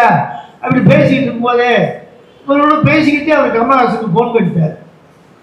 ஞானசம்பந்தன் ஃபோன் பண்ண அவரை எடுத்துட்டாரு. எடுத்தோடனே இந்தாங்க கமலஹாசன் பேசுறாரு, பேசுங்க எனக்கு கையில் கொடுத்துட்டாரு. இவர் இந்த திடீர்னு இப்படி கொடுத்த இடத்த பேசுறது. அவர் ஒரு நடிகராக இருந்தாலும் ஒரு பெரிய அறிவு ஜீவி, சாதாரண ஒரு ஆள் இல்லை. அவர்கிட்ட கொடுத்தோடனே இவர் ஏற்கனவே ப்ரிப்பரேஷனில் பேச போட முடியல. இவர் ஃபோன் பண்ணோடனே அவர் கையில் கொடுப்பாருன்னு தெரியாது. ஃப்ராக்ஷன் ஆஃப் செகண்ட் எல்லாம் ஆளாம் சடன் நடந்துருச்சு. இவர் டக்குன்னு ஃபோனை வாங்கி, ஐயா உங்கள் படத்தை பார்த்தேன், 10 விதமான முகபாவனைகள், 10 விதமான குரல், 10 விதமான உடல் மொழி, 10க்கும் ஒருத்தர் தான் அப்படின்னு தெரிஞ்சுக்காத அளவுக்கு 10 வித மாடுலேஷன் கொடுத்து 10 விதமாக நீங்கள் அனைத்திலும் மாறுபட்டு உங்களுடைய தோற்றத்தையும் நடிப்பையும் வெளிப்படுத்தியதுக்கு மிக அருமையாக இருந்துச்சு. அதில் எனக்கு ரொம்ப பிடிச்ச ஒரு வசனம், கடவுள் இல்லைன்னு நான் சொல்லலை, இருந்திருந்தால் நல்லா இருக்கும் என்ற அந்த ஒரு வசனம் என் மனதை விட்டு அகலவில்லைன்னு அவர் சொன்னார். அவர் அப்படியா அப்படின்ட்டு இருந்திருக்கிறார். ஆனால் அவரும் ஒரு பெரிய ஜீனியஸ். அவர் சொல்லியிருக்காரு, அந்த வசனம் நான் எழுதியதல்ல, பேராசிரியர் தோ பரமசிவம் அவர்கள் என்னிடம் சொல்லிய அந்த வசனத்தை நான் இந்த படத்தில் சேர்த்தேன் என்று அவர் வெளிப்படையாக அவர் இவரிடத்தில் பேசியிருக்கிறார். ஆக ஒரு நம்ம இந்த கீழே நம்ம சுமாராக பில்டப் கொடுக்குறது, இந்த அது இதுன்னு தூக்கி பேசுறது, இறக்குறது, ஏற்றுற சோழி எல்லாம் வச்சுக்கிறீங்க. அவர் உள்ளபடி நறுக்குன்னு ஆமாடு போட்டு உடச்சு போய்கிட்டே இருந்திருக்காங்க. அதையெல்லாம் இவர் பெற்றிருக்கிறார். இப்ப இவரை பற்றியும் அவரை பற்றியும் சொல்லிட்டேன். என்ன 15 நிமிஷம் உட்காந்துருக்கோம். நம்ம பள்ளியில் கூட 45 நிமிஷம் ஒரு பெல்லடிச்சு ஆக்கப்பேட்டு மாற்றுவாங்க. ஏன்னா ஒரே விஷயத்த ரொம்ப நேரம் மனுஷன் தொடர்ந்து கேட்க முடியாது. அது இளம் பையன்கள், கல்லூரி மாணவர்கள் கூட அந்த வயசுலே தொடர்ந்து கேட்க முடியாது. மனசு அங்கிட்டு வேற சிந்தனைக்கு போயிடும் நினைக்கும் போது நம்ம வயசுல தொடர்ந்து மணிக்கணக்க பேசிக்கிட்டே இருந்தா உட்காந்துருக்கலாம். அடுத்து உங்க முகபாவனையும் பார்க்கணும். ஆர்வமாக இருக்கா, என்ன ரொம்ப பெருசாக நினைக்கிறீங்களான்றதே ஃபேஸ் ரீடிங் கொஞ்சம் வச்சுக்கணும். நான் கொஞ்சம் கவனிப்பேன். நான் இதுக்கு முன்பு தமிழ் செல்வம் முந்தானாடு அவர் சிறுகதையின் தடங்கள் 50 ஆண்டுகள் சொல்லி ஒரு புத்தகம் எழுதி 2025ஆம் ஆண்டுக்கான சாகித்ய அகாதமி விருது பெற்றுச்சு. அவருக்கு நாகமலை புதுக்கோட்டையில் ஒரு தமிழ்நாடு முற்போக்கு எழுத்தாளர் சங்கத்தின் சார்பாக ஒரு விழா எடுத்தோம். அதில் அவர் எழுதின 52 தலைப்புகளை பற்றி 52 பேர் அவர் முன்னாலே பேசுவோம். அதில் எங்களுக்கு தெரிந்த நிறைகள், எங்களுக்கு தெரிந்த குறைகள், நாங்கள் உணர்ந்த குறைகள், அது குறைகளை என்னன்னு அவர் விளக்கம் அப்படின்னு சொன்னாங்க. அதாவது ஒரு புஸ்தகத்தை கொடுத்துருவாங்க, அதை பற்றி நம்ம பேசிட்டு போகிறது வேற. அந்த புஸ்தகத்தை எழுதினவர் முன்னாலேயே அதை பற்றி நம்ம பேசும்போது அது இன்னும் நல்லா இருக்கும். அப்போ அதுக்கு மறுப்போ அல்லது நம்ம சொன்னதை சரி என்றோ அவர் ஏற்றுக்கொண்டு பதில் சொல்லும்போது நம்முடைய அடுத்த கட்ட பேச்சை, அடுத்த கட்ட விமர்சனத்தை முன்னெடுத்து செல்வதற்கு அது உதவியாக இருக்குங்கள. அப்படி பேசுனா இப்போ அதே மாதிரி கவிஞரை வைத்துக் கொண்டேன் அவர் எழுதிய புஸ்தகத்தை பற்றி பேசுறது ஒரு வாய்ப்பு. அவங்க இருக்கும் இறையன் கோயில் பற்றி பேசினார். நான் அவர் நேற்று நான் அவர்கிட்ட பேசினேன். நான் எழுதி வச்ச பக்கம் தான் பேசினேன். 1 மணி நேரம் கூட 10 போலிக்கு அவர் அவ்வளோ விஷயம் சொல்லியிருக்காரு. இதனையும் சுருக்கணுமே அப்படின்ட்டாரு. அதுதாங்க நம்ம ப்ரீசியஸ் ரைட்டிங் ஸ்கூலில் நடத்துவாங்க பள்ளிக்கூடத்தில். இதற்கு இப்படிலாம் பாடம் வைக்கிறாங்க. 3 1 சுருக்கி இருந்துட்டு. ஆனால் அது சும்மா வைக்கல. இதெல்லாம் பின்னாலே ஒரு பேச்சாளராக எழுத்தாளராக போகும்போது அவனுக்கும் அது உதவட்டும் என்றுதான் அந்த காலத்திலே பாடத்திட்டத்தில் அதெல்லாம் வச்சிருக்காங்க. உங்களுக்கு இவர் ஏற்கனவே ப்ரீசிசிங்கா சுருக்கிட்டாரு. சுருக்கத்தில் சுருக்குங்க எப்படிங்கிறது தான் நான் யோசித்தேன். இருந்தாலும் முயற்சி பண்ணி பார்ப்பேன். இந்த விஷயத்துக்கு வந்தேன். முதல்ல என்னுடைய தமிழன் பெருவழி அப்படின்னு ஒரு புஸ்தகத்தை பற்றி திறனாய்வு செய்கிறார். எழுதினது முன்னாலேயே நம்ம தோழர் சண்முகவேல் தலைவர் என்னுடைய ஆசான். அவர் தான் எனக்கு சங்கத்திலும் சரி, இலக்கிய உழவுக்கும் சரி, இப்படி எல்லா விஷயத்தையும் என்னை அறிமுகப்படுத்தின. என்ன அது எனக்கு தெரியல. அவன் பேச உடம்பு தெரியல. குரல், உன்னுடைய தனித்தன்மையான பேச்சு, அந்த உடல் மொழி எல்லாம் நல்லா இருக்கு, உனக்கு தெரியுங்கன்னு சொல்லி என்னைய ஒவ்வொரு விஷயத்தையும் அறிமுகப்படுத்தி இன்று உங்களுக்கு தெரிய பேரையும் நேரில் பார்ப்பதற்கு ஒரு வாய்ப்பு எடுத்து கொடுத்து என் ஆசை. அவ்வளோதான். ஆக இப்ப இவர் எழுதின இந்த 9 தலைப்புகளை பற்றி சுருக்கமாக தான் முன் சொல்றேன். நம்ம எத்தனை பேருக்கு தெரியும் ஞான சம்பந்தனுடைய உண்மையான பேரு அங்குசாமி? தெரியுமா? யாருக்காச்சும்? நிறைய பேர் தெரிஞ்சிருக்க மாட்டான். ஒரு சிலர் படித்திருந்த அதை பற்றி படித்திருந்தவர்கள் தெரிஞ்சிருக்கும். அவர் பேர் அங்குசாமி. அவர் அந்த தேவாரம், திருவாசகம் போன்ற பாடல்கள்லாம் அவங்க அப்பா காலையில 5 மணிக்கு எந்திரிச்சு எழுப்பி விட்டு, சோழம் வந்தாங்கல்ல, எழுப்பி விட்டு படிக்க சொல்லி 7 மணிக்கு சாப்பிட்டு முடிச்சுட்டு பூஜை ரூமில் உட்காந்தா தேவாரம், திருவாசகம் சத்தமாக பாடுவார். ஒரு கேட்டுக்கிட்டே இருப்பார். இப்படி அவர் தந்தை குருநாதன், அவர் பேர் என்றால் குருநாதன். அவர் ஒரு தமிழ் ஆசிரியர். அவர் மைனர் பாண்டியன் அரண்மனையில் அங்கே பக்கத்தில் ஒரு தொடக்கப்பள்ளி இருக்குது, அதில் வேலை பார்த்துக்கிட்டு இருக்காங்க. அங்கிருந்து அவங்க வந்து சோழவந்தானுக்கு குடியேறி சோழவந்தானிலிருந்து மதுரை 4ஆம் தமிழ் சங்கத்தில் தமிழ் பரிசு எழுதி நல்ல மார்க் வாங்க அன்னைக்கு 10 ரூபா மாச உதவித்தொகை கொடுப்பாங்க. இதுக்காக அவர் முட்டி போய் படிச்சு நல்ல மார்க் வாங்கி பாஸ் பண்ணி அந்த 10 ரூபாயை வச்சு அவர் ட்ரெஸ் துணி சோப்பு இதெல்லாம் அவர் சரி பண்ணிக்கிட்டாராம். ஞானசம்பந்தனுடைய தந்தை அப்படி ஒரு சிக்கனக்காக. அடுத்து அவர் என்ன சொல்றாரு, மகனுக்கு ஞானசம்பந்தனுக்கு ஆடம்பரம் என்றால் என்ன, சிக்கனம் என்றால் என்ன, கஞ்சத்தனம் என்றால் என்ன அப்படின்னு 3 விஷயத்த சொன்னா இதுக்கு நம்ம பாடங்கள்னா அப்படி இப்படி அவர் சுருக்கமா அவங்க நடைமுறையே சொல்றாரு. இப்போ சோழவந்தானுக்கு மதுரைக்கு 25 மைல் இருப்பாங்க, இங்கேருந்து நடந்தே போயிடுவோம் அப்படின்னா அதுக்கு பேர் கஞ்சத்தனம். ஒரு கார் வாடகை எடுத்து போவோம் அப்படின்னா அது ஆடம்பரம். பஸ் இருக்கு, ரயில் இருக்கு, அதுல போகும்னா அது சிக்கனம். இதுதான் இப்போ 3க்குள்ள வித்தியாசம் என்று மகனுக்கு சொல்லி வளர்த்தாராம் அந்த தந்தை. ஆக அவரை பற்றியும் நாம் இதில் நிறைய தெரிஞ்சிருக்கிறோம். இப்படி நிறைய பாடல்களை அவங்க அப்பா பாடல் கேட்டு கேட்டு அவர் வந்திருக்கிறாரு. அந்த காலத்திலே அரசியலும் இருக்கு, எதிர்கட்சி அந்த இது பழிவாங்க அடிச்சிருந்தாங்களே. அவர் நல்ல ஒரு ஆசிரியர் கூட பேசுறாரு பண்றாரு. அப்ப நெடுஞ்செழியன் அவர்கள் காங்கிரஸ் ஆட்சி காலத்தில் அங்கு வருகிறார். ஒரு பேச்சு திறமையை பார்த்து ஞானசம்பந்தன் தந்தைக்கு ஒரு பொன்னாடை போட்டுக்கிறார் மேடையில் வச்சு. ஓ இவர் அந்த கட்சிக்காரன் நினைச்சு அவர் அங்கே தூக்கி ஒட்டஞ்சத்திற்கு திரும்ப செஞ்சுக்கிறாங்க. இப்படியெல்லாம் நம்ம இன்னைக்கு நினைக்கிறோம், 62 டைம்லயே இதெல்லாம் நடந்திருக்கு. தலைவர் வரதராஜன் சொன்னதை போல அனைவரும் இருக்கிறோம் தமிழ் மொழியின் பால் வாசகர் வட்டத்தின் பெயரால் உங்களோடு அரவணைத்து உங்களோடு ஒத்துழைப்பாக உங்களை பக்குவப்படி உங்களுடைய மன இறக்கத்தை சாந்திப்படுத்துவதற்கு எங்களாலான நாங்களும் உதவுவோம்.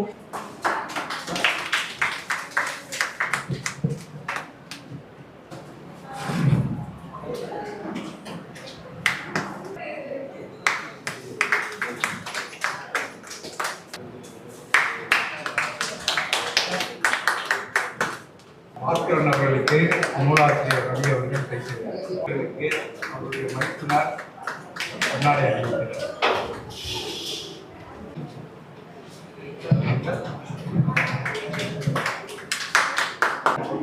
ராமமூர்த்தி அவர்களுக்கு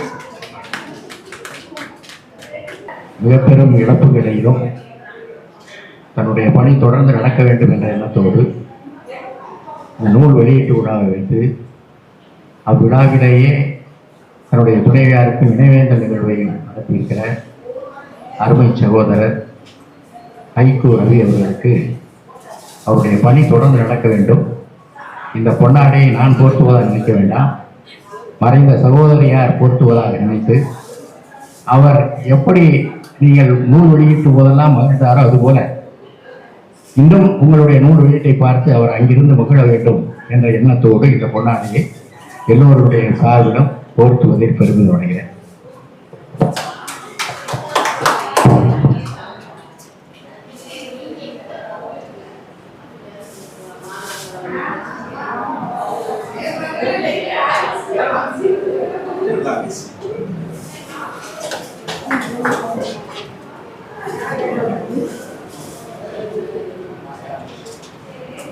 கல் தோன்றி மண் தோன்றா காலத்தில் முன் தோன்றிய மூத்த தமிழுக்கு முதல்.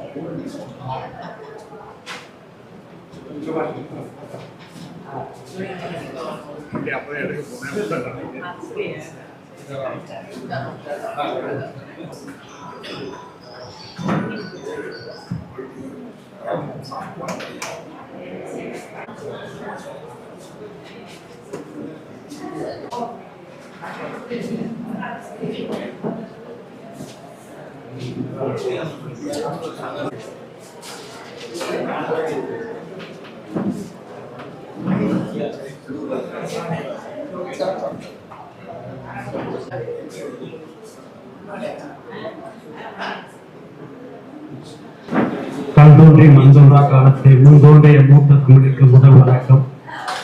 வாசர் வட்டத்தின் அமைப்பாளர் பொறுப்பாளர் இன்று விமர்சனம் செய்த டாக்டர் தினேஷ்குமார், பாஸ்கரன், வருகை புரிந்த உங்கள் அனைவருக்கும் எனது நெஞ்சார்ந்த நன்றியை தெரிவித்துக் கொள்கிறேன். நம்ம ஐயா சண்முகவேல் ஐயா கேட்டாங்க, இந்த மாதிரி உங்கள் மனைவி இறந்துட்டாங்க, அகால மரணம் விபத்தில் இறந்துட்டாங்க, ஒரு நினைவஞ்சலி கூட்டம் நடத்துவோம்னு சொன்னாங்க. அப்போதான் சொன்னேன், இல்லைங்கய்யா ஒரு 2 நாள் பொறுங்க, புதிய புத்தகம் 2 வருது, அதோடு சேர்த்து வச்சுக்கிடுவோம், வெறும் நினைவஞ்சலி மட்டும் வேண்டாம் அப்படின்னு வேண்டுகோள் வச்சுட்டு அதுபடியே நடந்துச்சு. என்னோட துணைவி ஜெயசித்ரா பார்த்தீங்கன்னா 2/2/92 கல்யாணம் நடந்துச்சு. கிட்டத்தட்ட 36 ஆண்டு. காய் வாங்க நடந்து போனவங்கள இருசக்கர வாகனத்துல வேகமா வந்தவன் ஏற்றி அப்படியே தலை அடிபட்டு 108 ஏற்றிட்டு போய் ஜிஹெச் கொண்டு போய் அங்கே ஆப்ரேஷன் பண்ணி 9ஆம் தேதி சேர்க்கிறோம், 14ஆம் தேதி இறந்துட்டாங்க. நம்ம இறையன் கோயிலாட்ட சொன்னான், அவர் உடனே டீன்கிட்ட சொன்னார், ஆப்ரேஷன் அன்னைக்கே பண்ணாங்க, எல்லாம் நல்லா தான் பார்த்தாங்க. நம்ம அந்த கலாம் சுப்பிரமணியெல்லாம் இருந்தாங்க, எல்லாம் பண்ணாங்க. ஆனால் என்ன நடந்த விபத்து என்னன்னு கேட்டிங்கன்னா, அவங்களுக்குள்ள இருந்தவங்களாம் மயங்கி விழுந்துட்டாங்கன்னு சொல்கிறாங்க. இவன் ஏற்றிட்டு நிற்காம கூட போயிட்டான். பக்கத்தில் இருந்தவங்களாம் என்ன சொல்கிறாங்கன்னா, மயங்கி விழுந்துட்டாங்கன்னு சொல்கிறாங்க. நம்ம சரி இப்போ சுகர்னால மயங்கி விழுந்துருப்பாங்கன்னு நினச்சி தான் போகிறோம். தலையில் அடிபட்டுன்றது நமக்கு தெரியுது. அப்புறம் போய் அங்கே ஆஸ்பத்திரியில் சிடி ஸ்கேன் எடுத்து பார்த்ததுக்கு அப்புறம் தான் தெரியுது. அப்புறமா உறவினர்லாம் வந்து சொல்கிறாங்க, இந்த மாதிரி 2 வீலர்காரன் அடிச்சுட்டான் அப்படின்னு. அப்புறம் கடைசி வரைக்கும் அவனை கண்டுபிடிக்கவே முடியல, போயிட்டான். அப்புறம் நான் விடலை, அந்த கொலை பண்ண மாதிரி பண்ணிட்டு போயிருக்கான், அவனை கண்டுபிடிச்சே ஆகணும்னு சொல்லி இங்கே டிசியாக இருந்தார், உங்களுக்குலாம் தெரியும், திருநாவுக்கரசுன்னு சொல்லி. அவர் இப்போ டிஐஜியாக இருக்கார். அவர்கிட்ட சொன்னேன், அவனை கண்டுபிடிச்சே ஆகணும். ஏன்னா கடைசியில் நம்ம நேரம் பாருங்கள், அங்கே இருந்த கேமரா வேலை செய்யலை, சிசிடிவி கேமரா வேலை செய்யலை, அவனை கண்டுபிடிக்க முடியலை, கண்டுபிடிச்சே ஆகணும்னு சொல்லி என் பையன் அந்த மோதின சீட்டு கவர், பின் கவர், அந்த கவரை வச்சு இது என்ன வண்டி அப்படின்னு கண்டுபிடிச்சு போலீஸ்கிட்ட போய் சொல்லி அந்த முன்னுக்குள்ள கேமராவெல்லாம் வச்சு பார்க்கும்போது 9ஆம் தேதி நடந்த விஷயத்த 17ஆம் தேதி அவனை பிடிக்கிறான். பிடிச்சி பார்த்தா அந்த வண்டிக்கு இன்சூரன்ஸே இல்லை. நினச்சி பாருங்க, நம்மள யாராக இருந்தாலும் வண்டிக்கு ஒரு தேர்ட் பார்ட்டின்னு ஒரு இன்சூரன்ஸ் தயவுசெய்து போட்டுருங்க. இனிமேல் போடாமல் இருந்தால் கூட போட்டுருங்க. அவன் அந்த இன்சூரன்ஸ் போட்டிருந்தான்னா பணம் முக்கியம் இல்லை, ஒரு விழிப்புணர்வுக்காக சொல்கிறேன், ஒரு 20 லட்சம் ரூபா இன்சூரன்ஸ்காரனே கொடுத்துருவான். இவன் இன்சூரன்ஸ் இல்லாதனால அந்த 10 பைசா கிடைக்காது. குறைஞ்சபட்ச இன்சூரன்ஸ் கூட போடாமல் 200 சிசி வண்டியை அவ்வளோ வேகமாக வந்து மோதி கல் அடிபட்டு இறந்து போயிட்டாங்க. நானும் என் மனைவி பார்த்தீங்கன்னா அவ்வளோ வேற்றுமையில் ஒற்றுமை மாதிரி. அவங்க வந்து விழுந்து விழுந்து சாமி கும்பிடுவாங்க, நான் சாமியை கும்பிட மாட்டேன், ஆனாலும் ஒத்துமையாக தான் இருக்கும். ஆனாலும் பார்த்தீங்கன்னா கல்யாண நாளைக்கு மட்டும் என்னைய திருப்பரங்குன்றம் கூட்டிகிட்டு போவாங்க. 2/2/92 வருஷம் கல்யாண நாளுக்கு மட்டும் திருப்பரங்குன்றம் கூட்டிகிட்டு போய் சாமியெல்லாம் காமிச்சு கூட்டிகிட்டு வருவாங்க. அதேமாதிரி மாரியத்தா கோயிலுக்கு போகணும், திருப்பரங்குன்றம் போகணும்பாங்க. இந்த திண்டுக்கல் முருகன் கோயிலுக்கெல்லாம் கொண்டு போய் இறக்கி விடுவேன், நான் உள்ளே வர மாட்டேன்னா நீ கும்பிட்டு வா, அவங்க கும்பிட்டு வந்துடுவாங்க. நான் வந்து கறி எல்லா இதுவும் சாப்பிடுவேன், அவங்க கறியை சாப்பிட மாட்டாங்க. அவங்க சாப்பிட மாட்டாங்கன்னு சொல்லி சமைக்காமல் இருக்க மாட்டாங்க. எனக்கு பிடிச்ச காய்கறி கறி வகை பூராமே சமைச்சு கொடுப்பாங்க. அவ்வளோ இதாக இருப்பாங்க. நான் திருமணம் பார்த்தீங்கன்னா நம்ம இவர் வரதராஜன்லாம் அவர் தலைமையில தான் நடந்துச்சு. நான் பகுத்தறிவாதின்றதுனால மேடை கல்யாணம் நடந்துச்சு. அவங்க வந்து ரொம்ப ஆன்மீகவாதி. என்னங்க கல்யாணத்தை எப்படி நடத்திக்கிட்டீங்க? அவங்க பூரா அந்த மந்திரத்தை தமிழ் மந்திரத்தில் உள்ள இதெல்லாம் சொல்லி ஒரு மணி நேரம் பேசுங்க. அதனால என்ன சொல்லிட்டாங்கன்னா 60 கல்யாணம் வருது, அதை வந்து திருக்கடையூரில் போய் பண்ணணும். என்னம்மா நான் பகுத்தறிவாதி, இந்த மாதிரி ஐயர்கிட்டெல்லாம் உட்கார்றது எனக்கு பிடிக்காதேம்மா. இல்லை எனக்காக செய்யணும். கல்யாணம் முதல் கல்யாணம் எல்லாம் சம்மதமே இல்லாமல் தலைமை கல்யாணம் நடத்திட்டீங்க. இந்த 60 கல்யாணம் எனக்காக நீங்கள் திருக்கடையூர் வரணும். அப்போ கூட நான் சொன்னேன் நான் வர்றேன், ஆனால் யாருக்குமே தெரியக்கூடாது. யார் வந்தாங்கன்னா இந்த மாதிரி ஐயர்கிட்ட ரவி உட்கார்ந்தாங்கன்னு எல்லாருக்கும் தெரிஞ்சு போயிடும், எல்லாரும் திட்டுவாங்க. உன் ஆசைக்காக நான் வர்றேம்மா. நானும் என்னோட 2 பசங்களும் திருக்கடையூருக்கு போய் அந்த ஐயர் முன்னாடி எனக்கு உட்கார பிடிக்காது, இருந்தாலும் அவங்க ஆசைக்காக அந்த 60 கல்யாணம் தான் செஞ்சுட்டு வந்தோம். அப்படி இருப்பாங்க. நான் வந்து ஒரு 3-4 தடவை செத்து போடுச்சேன். ஆஞ்சியோ பண்ணி ஸ்டண்ட் வச்சு விக்கல் வந்து மீனாட்சி மிஷினில் அட்மிட் ஆகி ஒரு 3-4 தடவை சாக போச்சேன். என்னை காப்பாற்றினதே என் மனைவி தான். அது பக்குவமாக எனக்கு வந்து என்ன பிடிக்குன்றத அந்த ஏப்பம் வராமல் இருக்கிறதுக்கு பாசிப்பேர் சாம்பார் இட்லி அப்படி வச்சு அவ்வளோ இதாக இருப்பாங்க. அவ்வளோ இப்படி என்ன சொல்கிறது, இப்படி ஒரு மனைவி யாருக்குமே வாய்க்காது. அவ்வளோ இதாக இருப்பாங்க. அது மட்டும் இல்லைங்க, ஏன்ட்ட மட்டும் இல்லை, அவங்க சொந்த பந்தம், எங்கள் சைடு உள்ள சொந்த பந்தம் எல்லாருக்கூடையும் அன்பாக இருப்பாங்க. சின்ன குழந்தைங்க கூட இறங்கி விளையாடுவாங்க. அது இன்னும் சீக்கிரம் போகணுன்றதுக்காக தான் அப்படி இருந்தாங்களான்னு தெரியல. ரொம்ப வித்தியாசமாக இருப்பாங்க. சில பேர் தான் சொந்தத்தில் நல்லா இருப்பாங்க, புருஷை விட்டு சொந்தத்தில் நெருங்க மாட்டாங்க. ஆனால் என் தம்பிக்கு பேரன் பிறந்துருந்துச்சு.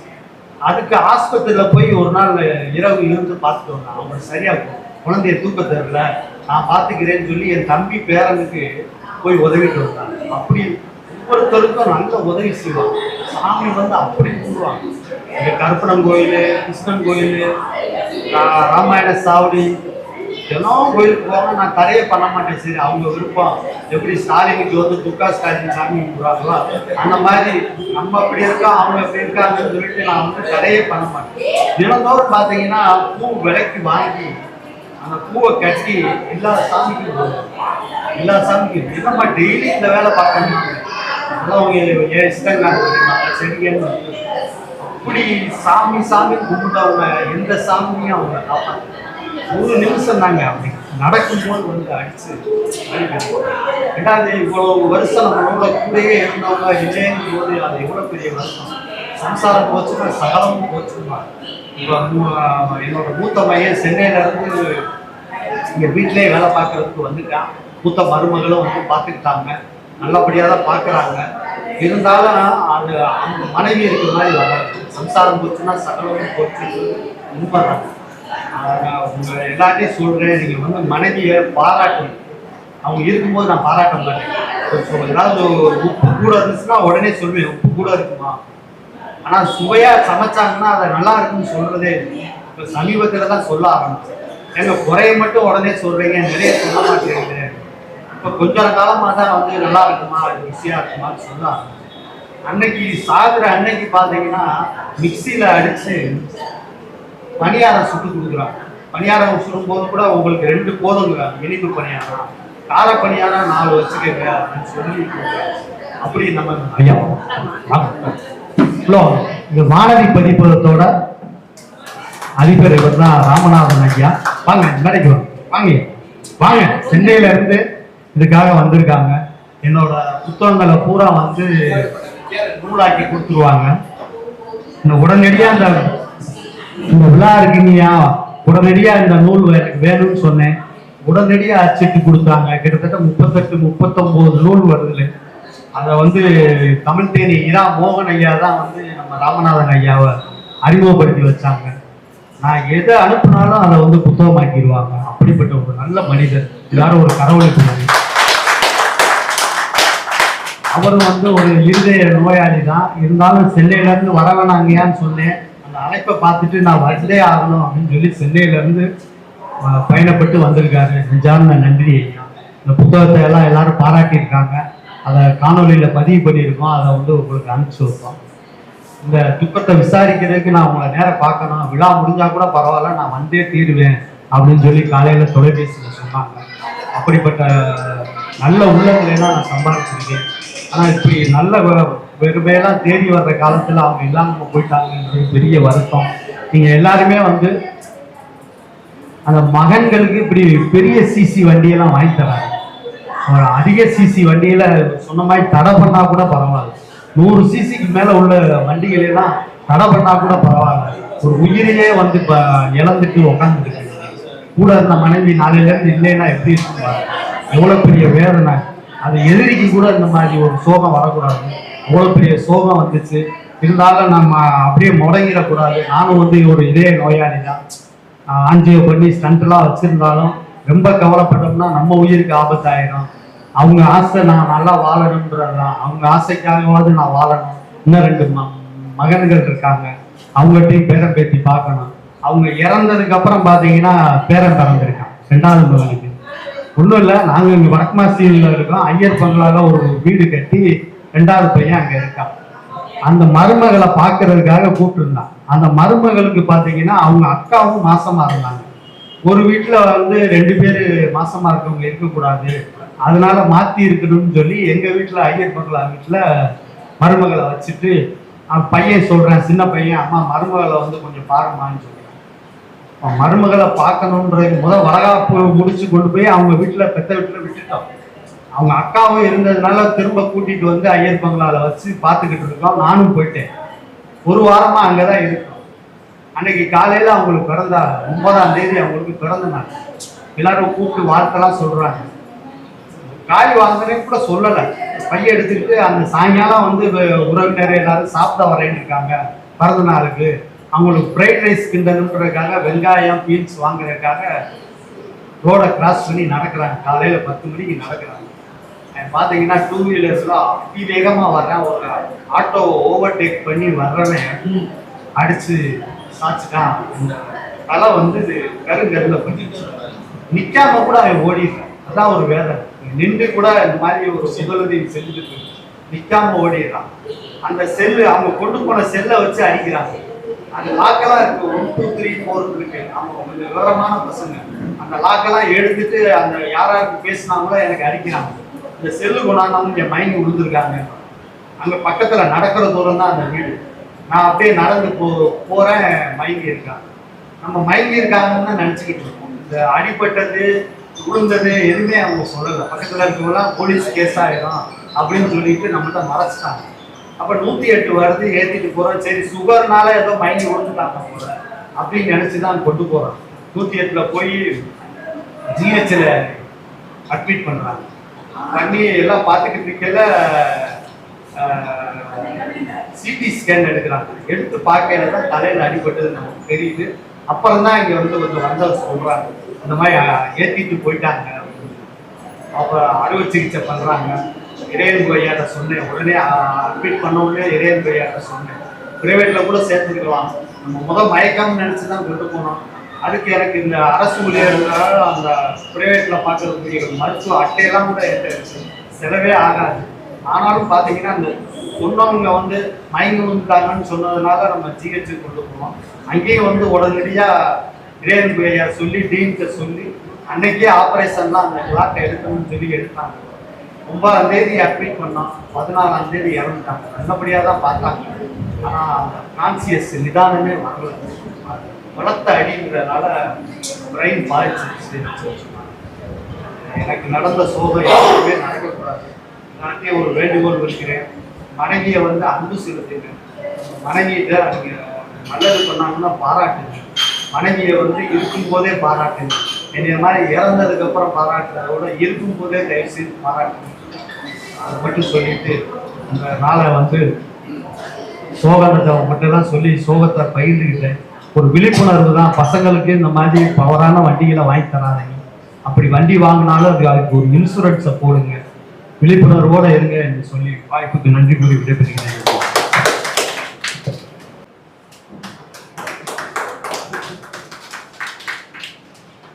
அனைவருக்கும் மாநில அன்பு வணக்கம்.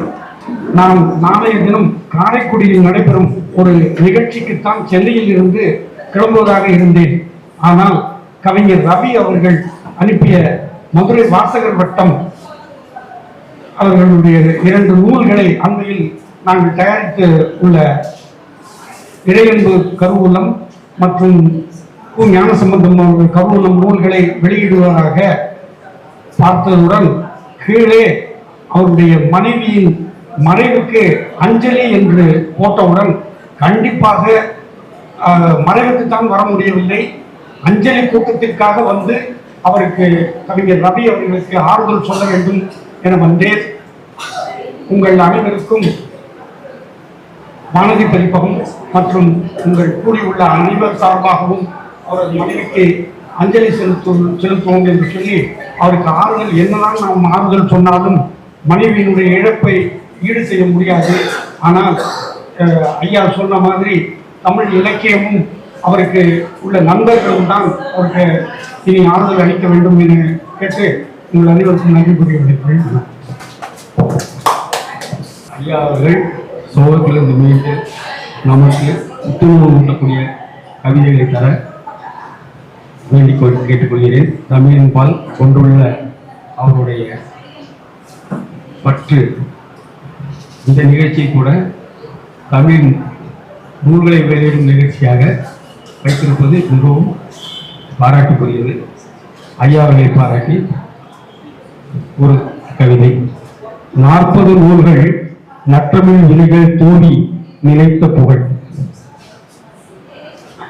40 நூல்கள் நலம் நினைத்து நற்றமிழ் தோட்டம் வளர்த்தவரே, பல்லாயிரம் ஹைக்கூ மலர்கள் பாரெங்கும் மனங்கமிழச் செய்தவரே, சொல்லினில் செம்மை திகழ வைத்து சுடரன எழுத்தொழில் பரப்பினீரே, தமிழக அரசு விருது பெற்று தமிழின் பெருமையை உயர்த்தினீரே, தமிழ் செம்மல் பட்டம் சூடி தாய்மொழி கீர்த்தியை நிலைநாட்டினீரே, எழுத்தெண்ணும் ஏணி அமைத்து எண்ணற்ற உள்ளங்கள் ஏற்றினீரே, இன்னும் பல நூல்கள் மலர்ந்து இன்பமாய் புகழொலி பெருகிடவே, வாழ்க இராரவி புகழ் வளர்க தமிழ் பணி பல்லாண்டு. ஐயா அவர்கள் பல்லாயிரம் ஹைக்கூ கவிதைகளை எழுதியுள்ளார்கள். அவர்களுக்கு ஒரு ஹைக்கூ வாழ்த்து. 40 நூல்கள் நற்றமிழ் விதைகள் தூவி நிலைத்த புகழ். ஹைக்கூ மலர்கள் பல்லாயிரம் பூத்தன பாவனை தோட்டம். ஐயா பாவனை தோட்டம். சிற்றடி வரிகள் பேருலகம் இயக்கும் சிந்தனை முத்து. தமிழின் பாதை தளராது நடந்தவர் ரவி ஒளியே. அரசின் விருது அணிவித்த பெருமைகள் ஐயா சான்று. தமிழ் செம்மல் தகமையின் முத்திரை தாங்கும் நெஞ்சம். எழுத்தின் உழவர் எண்ணங்கள் விதைத்தவர் இனிய அறுவடை. கவிதை கடலில் கவிசேரா பயணம் காலம் போற்றும். புதிய தலைமுறை பின்பற்றும் பாதைகள் பொன்னான தரம். வாழ்க ரவி, வளர்க தமிழ் தொண்டு, மையம் போற்றும். வாய்ப்பு நன்றி, வணக்கம். இந்த நெருக்கத்தை ரொம்ப மென்மையாக ரொம்ப ஆழமாக சொன்னாங்க. அதோட அவர் குறிப்பிடாத 2 வரிகளை நான் இங்கே குறிப்பிட விரும்புகின்றேன். அவரோட தொலைக்காட்சியை விரும்புவர், இவர் விரும்பாதவர். கர்நாடக இசையை இவர் விரும்ப மாட்டார், அந்த அம்மா ரொம்ப விரும்பி பார்ப்பாங்களாம். அதே மாதிரி இயற்கை சுற்றுலா அவங்களுக்கு இவருக்கு பிடிக்கும், அவருக்கு பிடிக்காது. இப்படியெல்லாம் வேற்றுமையாக இருக்கின்ற 2 பேர் தான் ரொம்ப அழகா அந்த வாழ்க்கைய சீரா கொண்டு வந்திருக்காங்க. வேற்றுமையில் ஒற்றுமை இந்தியா மாதிரி நானும் அவளும் இருந்திருக்கிறேன் என்று அவருடைய கவிதையில குறிப்பிட்டிருக்காரு. அதுக்கு மேல என்ன சொல்றாருன்னா, கல்யாணம் பண்ண போறோம்னா நம்ம 10 பொருத்தெல்லாம் பார்ப்போம். அந்த 10 பொருத்தம்லாம் பார்க்கும்போது இந்த 2 பேருக்குமே 10 பொருத்தம் நல்லா இருக்குன்னு சொல்லி சொன்னாங்களாம். ஆனா எங்களுக்குள்ள எவ்வளவு வேற்றுமை இருந்திருக்கு, இருந்தாலும் நாங்க நல்லாவே குடும்பம் நடத்திருக்கோம் அப்படின்ற இதை குறிப்பிட்டு ரொம்ப அழகா அவருக்கு அஞ்சலியை செலுத்தியிருக்காரு. இதை நான் உங்களிடம் குறிப்பிட்டு மற்றவர்கள் விரும்புவதை நீங்க சொல்லணும்.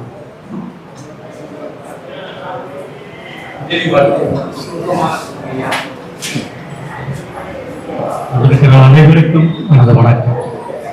ஐயா ரவியர்களே, மாமுதலை கவிஞர் குற்றத்திற்கு இருக்கிறோம். அவர் மனைவியார் இறந்த பிறகு அவரது முகத்தை பார்த்தாலே பரிதாபமாக இருக்கும். இதுவரை இந்த மாதிரி அவர்களுக்கு பெருமாள் இருந்ததை நான் கண்டதில்லை என்றும் கண்டதில்லை. அவர்கள் தினத்திலே சுருக்கமாக ஓரிரு வார்த்தைகள் சொல்லி முடிக்கிறதுக்காக வந்திருக்கிறேன். உலகத்திலே எத்தனையோ பேர் இடர்கள் நிகழ்ந்து கொண்டிருக்கின்றன. எரிமலைகள் குமரி அப்படியே ஆறாரத்தை பலமாக ஓடுகிறது. சில சமயங்கள் பூகம்பம் ஏற்பட்டு நிறைய அழிவைக்கிறது. ஆனாலும் அந்த பேரிடர்களெல்லாம் நாம் மறந்து போயிருந்தால் கூட அடிப்படையிற்கு தான் துணைவையோ தன் துணைவரையோ சென்ற பிறகு வரக்கூடிய பேரிடரை அதற்குரிய ஆறுதலை யாருமே சொல்ல முடியாது. காலம்தான் அதற்கு நிறைய ஆறுதலை தர முடியும். இந்த நேரத்திலே நாம் குறிப்பிடுகின்றோம். எல்லோரும் அறிந்திருந்தாலும் ஐயா அவர்கள் எல்லாம் சொன்னது போல இனிமேல் அவர்கள் இலக்கியத் துறையிலே கல்வித்துறையிலும் தங்களது கவனத்தை செலுத்தி தனது இந்த கவலையை மாற்றுத்தந்தாக சொல்ல வேண்டும் என்று இந்த நேரத்தில் ஐயாவதை நான் கேட்டுக்கொள்கிறேன். அவருக்கு என்னுடைய ஞாபகம் வருவதெல்லாம் கைக்கு தந்தை என்று நான் அழைக்க விரும்புகிறேன். 1000 கைக்கு தந்தை தவிர நிறைய நூல்களை 38 நூல்களுக்கு மேலாக எழுதி தமிழ் தாய்க்கு அரிய பெரிய தொண்டுகளை செய்திருக்கிறார்கள். பெரிய அறிஞர்கள், தத்துவ ஞானிகள். அவர் ஐயா கூறியது போல நான் நினைத்தது எத்தனையோ புலசாலியான பெண்களை நான் கண்டிருக்கிறேன், ஆனால் உண்மைக்கோ நான் கண்டதில்லை என்று புகழ்ந்து பேசியதை நாம் கேட்டோம். இதே போலவே நேரத்திலே அவருக்கு வேண்டிய ஆறுதலை எல்லாம் கொடுக்க வேண்டும் நீங்கள் அவருக்கு சொல்லிகள் உடனாலே என்று கூறி இந்த நேரத்திலே கூறி அமர்ந்திருக்கிறேன். ஒரு நெகிழ்வான நிகழ்ச்சி. குறிப்பாக நண்பர் ரவியர்களுடைய துணிகளுடைய இழப்பு ஏறக்குறைய நம்மளுக்கெல்லாம் ஒரு பேரிழப்பாகத்தான் நாங்கள் பார்க்கிறோம். குறிப்பாக இது தவிர்க்க முடியாத ஒன்று என்று இருந்தாலும் அதை விழிப்புணர்வாக எடுத்து சொன்ன விதம் எல்லோருக்கும் புதுமையா இருந்துச்சு. என் வீட்டில் நடந்துச்சு, இது யாரும் நடக்கக்கூடாதுங்கிற ஒரு சமூக உணர்வை வெளிப்படுத்துகிற பாங்கு வீட்டை எப்போ உண்டு.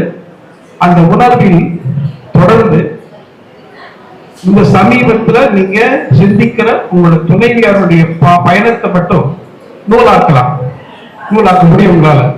ஏன்னு கேட்டா அந்த சிந்தனையிலேயே பயணிக்கிறீங்க. இப்ப எல்லாரும் பேசிட்டு இருக்கோம் இல்லையா, ஐயா ராமன் கூட இருக்கிறாங்க. இப்ப நீங்க எழுத ஆரம்பிங்க, நிறைய எழுத முடியும் உங்களால. வாழ்த்துக்கள்.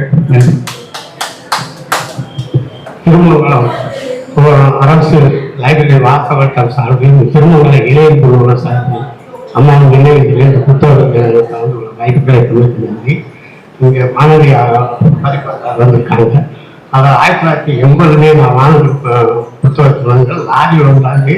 என்னென்ன நேஷனல் லிட்டரேசி மிஷன் அப்படிங்கிறதுக்காக உண்மையாண்டி இருந்தாமல் லைப்ரரி இருக்கு. எங்களுக்கு தமிழ் வளர்ச்சித்துறை சார்பில் இளைஞர் மூலமாக 40 பேருக்கு திருக்குறள் திருப்பலி நடத்த ஐயா காரணமாக இருந்தாரு. 40 பேருக்கு நாங்கள் சர்டிஃபிகேட் கொடுத்து தமிழ் வளர்ச்சித்துறையில் உள்ளாங்க. அதற்கு முன்பாக நானும் பார்த்த சரி ஐயா சோமநாத் வந்திருக்கும் போது இந்த அம்மா வந்து எங்களுக்கெல்லாம் நல்லா விமர்சாங்க. அப்புறம் மென்மேலும் பார்த்துட்டாங்க. இப்படி இருக்கும் திருமணத்து லைப்ரரி சார்ந்து இந்த அருப்பணி பெற்ற திருக்குறள் மண்டபத்தை சார்ந்து நான் பார்த்திருக்கேன். அனைவருக்கும் அன்பான வணக்கங்கள். ஐயாவின் அறிமுக பழங்குடியினரு என்னுடைய நண்பர் ராமமூர்த்தி மூலமாக உலக தமிழ்ச்சங்கம் போட்ட ஆசிரியர்களுடைய கூட்டத்தில் பல முறை கலந்து கொண்ட நேரத்தில் அதை பழகியிருக்கேன். இளப்பையார் ஒரு வரிபுறம் கடமனை இழந்தோர்க்கு காற்றுகளில் அப்படின்னு சொல்றாரு. நான் தவிர சொல்லப்படுறேன்னா படைமை இழந்தோர்க்கு காட்டுகளில் அப்படின்னு சொல்றது வழி கிடையாது. இப்ப நாம கொஞ்சம் சொல்லி கேட்க என்னவென்றால், உங்களுடைய படையினுடைய நல்ல குணங்கள் எல்லாம் தொகுத்து எண்ணெய் உருவாக்கிய எண்ணெய் சிரிக்க சேர்த்து என் துணைவி அப்படின்ற ஒரு தலைப்புல கைத்து கவிதையாகவோ அல்லது ஒரு கட்டுரையாகவோ ஒரு பாட்டை வரலாறு எழுதுகிறேன் என்றால் எங்கள் போன்ற அனைவருக்கும் இது ஒரு பாடமாக இருக்கிறது. நாங்கள் கொஞ்சம் அனுபவம் ஒன்றாக தொடர்ந்து கொண்டு என்று சொல்லிக்கொண்டு இந்த வேதனையாக தான் நிற்கிறது. என்னதான் சொன்னா இந்த காலத்தை கேட்க மாட்டாங்க. நம்ம பெற்றோர்கள் வந்து உண்மையிலே நம்மளும் தப்பு தான் பண்றோம். ஏன்னா பையன் கேட்டாரு வாங்கி கொடுத்தாருங்க அப்படின்ற ஒரு என்னதான் தேவையோ முடியாத போராடுறதுக்கு நமக்கு தைரியம் கிடையாது. என்ன புரியா வந்து நான் உங்களை பேச மாட்டேன், எல்லாட்டி போய் வீட்டுக்கு ஓடி போயிருந்தேன்.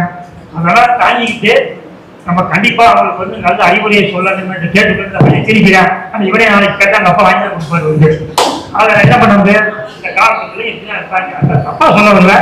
தயவு செய்து உங்களை மாதிரி நினைத்துக் கொள்ளுங்க. பின்னாடி வர்றப்ப முன்னாடியே சொல்றேன் வந்து நிறைய மன்னிக்கணும். அனைவருக்கும் வணக்கம். அம்மாவோட இந்த இரங்கல் வந்து ஐயா இதே வழியை நான் 17 வயசுல அனுபவிச்சிருக்கேன் என்னோட தந்தையோட இடத்துல. அதாவது என்னோட அம்மா அப்பா 2 பேருக்குமே கூட பிறந்தவங்க இல்லை. ஸோ நான் சிங்கிள் ஃபேமிலியில் அப்படி ஒரு டீனேஜில் திடீர் தந்தையோட மரணத்தை சந்திச்சு அதுக்கப்புறம் என்னோட அம்மாவுக்கும் பள்ளி அவங்க கடந்தது கிடையாது. நான் ஒரு ஆள் தான் குடும்பத்தை எடுத்து நான் படித்து நான் கல்யாணம் பண்ணி என் தம்பி என் குடும்பத்தில் ஒவ்வொரு கண்டிஷன்லையும் துணை புரிஞ்ச யாருன்னு பார்த்தா என் தந்தையோட நண்பர்கள் தான். இன்னைக்கும் உங்கள் நண்பர்களும் இன்னைக்கு என்னோட தந்தையா நீங்கள் நான் உங்களை பார்க்குறேன். இன்னைக்கு உங்களுக்கு நாங்கள் துணையாக இருக்கோம். அதை விட முக்கியமாக தமிழ் தாய் உங்களுக்கு துணையாக இருப்பாங்க. உங்களுடைய உணர்வுகளும் அதுவும் உங்களை விட்டு அவங்க பிரிஞ்சாங்க நீங்கள் நினைச்சாங்க இல்லையா அவங்களோட உயிராக கலந்துருக்கவங்க எப்படி அவங்க விட்டு பிரியுங்க. உங்களுடைய எழுத்துக்களும் உங்களோட சிந்தனையும் ஒவ்வொரு இடத்துலையும் அவங்க பிரதிபலிப்பாங்க. அவங்களுடைய ஒவ்வொரு அசைவுகளையும் உங்களோட வாரிசுகள் மூலியமா நீங்க பார்ப்பீங்க. அதுதான் என்றைக்குமே மாறாத நியதி, உலகத்தின் மாறாத நியதி. அதுதான் உடல் தான் வேற வேற இருக்கும்போது சந்ததிகள் அதை திரும்ப திரும்ப ஒவ்வொரு இடத்துலையும் ஆகா என் அப்பா மாதிரியே நடக்கிறானே அம்மா மாதிரி பேசுறானே ஒவ்வொரு கட்டத்திலையும் அந்த சந்தோஷம் உங்களுக்கு என்னைக்கும் கிடைக்கணும். காலம்தான் எல்லாத்துக்கும் மருந்து. இதெல்லாம் என்கிட்டயும் சொன்னாங்க எல்லாரும் அந்த வயசுல சொன்னாங்க. அப்ப புரிஞ்சதோ புரியலையோ நம்ம கடந்துதான் செல்லணும். கடந்து போறதுதான் வாழ்க்கை. ஸோ கடந்து போறத நல்லபடியா கடந்து போறதுன்னா அதை ஸ்டெப்பா மோட்டிவா எடுத்துக்கிறது தான் உங்களுடைய ஆன்ம பலத்தை நீங்க இதுலதான் நீங்க நினைச்சு காட்டணும். அம்மாவுடைய ஒவ்வொரு நினைவுகளும் உங்களுக்கு பக்க பலமா இருக்கணுமே தவிர்த்து உங்களுக்கு பலவீனம் ஆகக்கூடாது. அந்த பினிக்ஸ் பறவையா நீங்க எழுந்து நிக்கணும். அதுக்கு தமிழ் தாயும் உங்களுடைய நண்பர்களும் என்னுடைய தந்தையுமா நான் நினைக்கிறவங்களுக்கு எல்லாருக்கும் நாங்கள் துணையா இருக்கும். நான் இந்த சமூகத்துல நான் பதிவு பண்ணிக்கிறேன். நன்றி.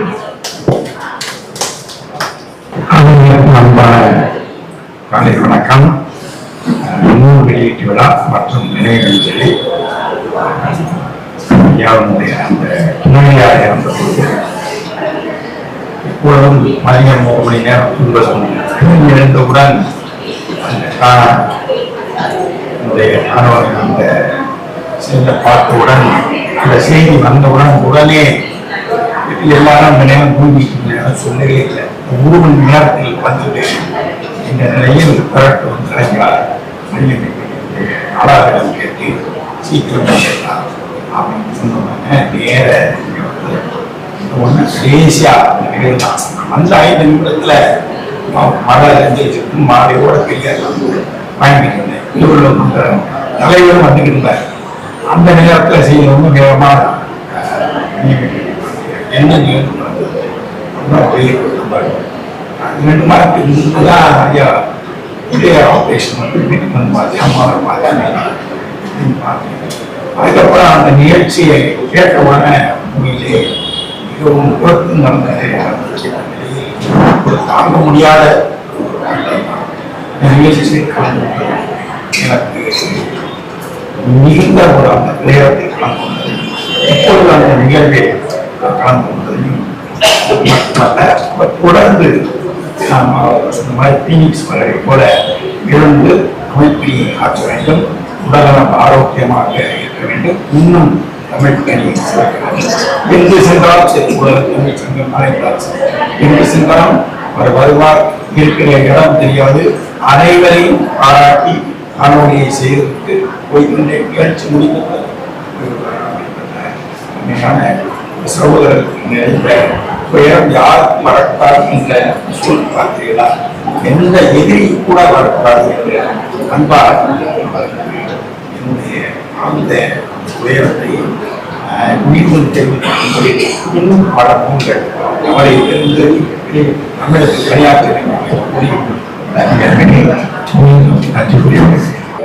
அனைவருக்கும் என் அன்பு வணக்கம். தம்பி ரவி அவர்களுடைய மனைவியார் இருந்தது கல்விமன்றத்தில் அனைவருக்குமே துக்க செய்தியாக தான் இருந்தது. ஆனால் அவர் தன்னுடைய புத்தகத்தின் வாயிலாக மன அமைதிவிட்டார். ஆனால் என்னுடைய மூத்த சகோதரி ருக்மணி அவர்களுக்கு ஒரே பையன் பைக்காரா சென்று விட்டது. சாலை ஓரத்தில் பைக்கு உட்கார்ந்திருந்தார். சாலையின் நடுவிலும் இல்லை, ஓரத்தில் இருந்தார்.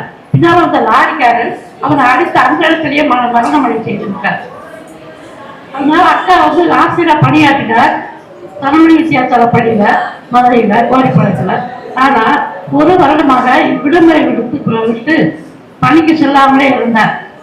உடல் பணியாற்றியவர்கள் ஒரு திருமண மண்டலத்திற்கு அழைத்து சென்றனர். அங்கே தன்னுடைய மகனும் 19 வயசுல இறந்ததுனால அவனுக்கு நினைவாக ஒரு மண்டபம் கட்ட வேண்டும் என்று பிரச்சனை திரு பாப் சங்க திருமண மாளிகை ஒன்று கட்டி மனநிறைவை பெற்றுக் கொண்டார். அதன் பிறகு பள்ளிக்கு வழக்கமாக சென்றார். ஆனால் அக்கா தற்போது இல்லை. அது மாதிரி தன்னுடைய மன அமைதிக்காக அவர் தீர்க்காய்த்தாக இருக்க வேண்டும். ஆனால் அந்த அம்மாவின் நினைவு எப்போதும் எல்லாருக்கும் இருக்கும். பேச வாய்ப்பு தலைவருக்கும் நன்றி.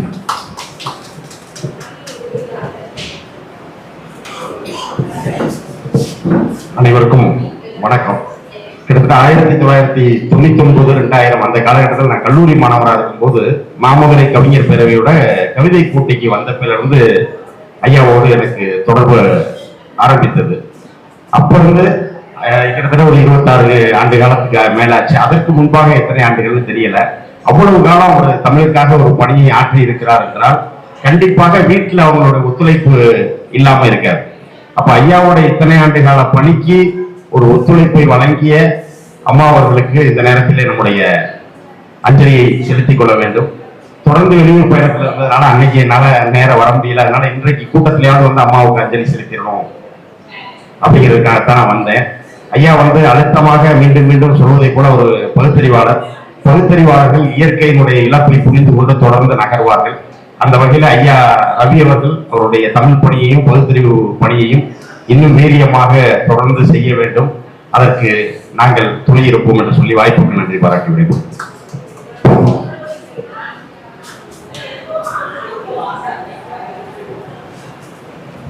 பன்னீர்செல்வம், திருப்பரங்குன்றம் தமிழ்நாடு முற்போக்கு எழுத்தாளர் கலைஞர் சங்க கிளையினுடைய செயற்குழு உறுப்பினர்.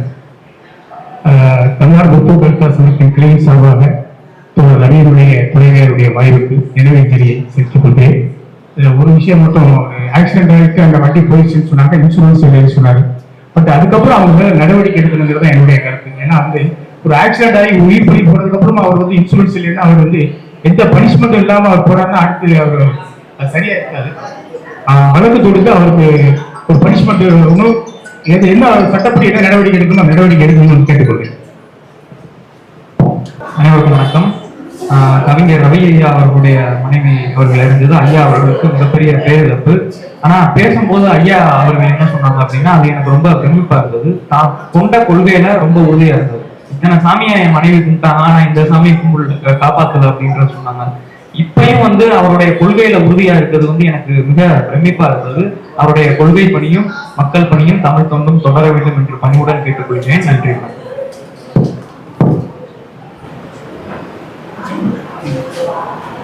நமது ரவியினுடைய துணைவியாளர்களுடைய அஞ்சலி கொடுத்து இதோட முடிச்சுக்கலாம்னு நினைக்கிறேன்.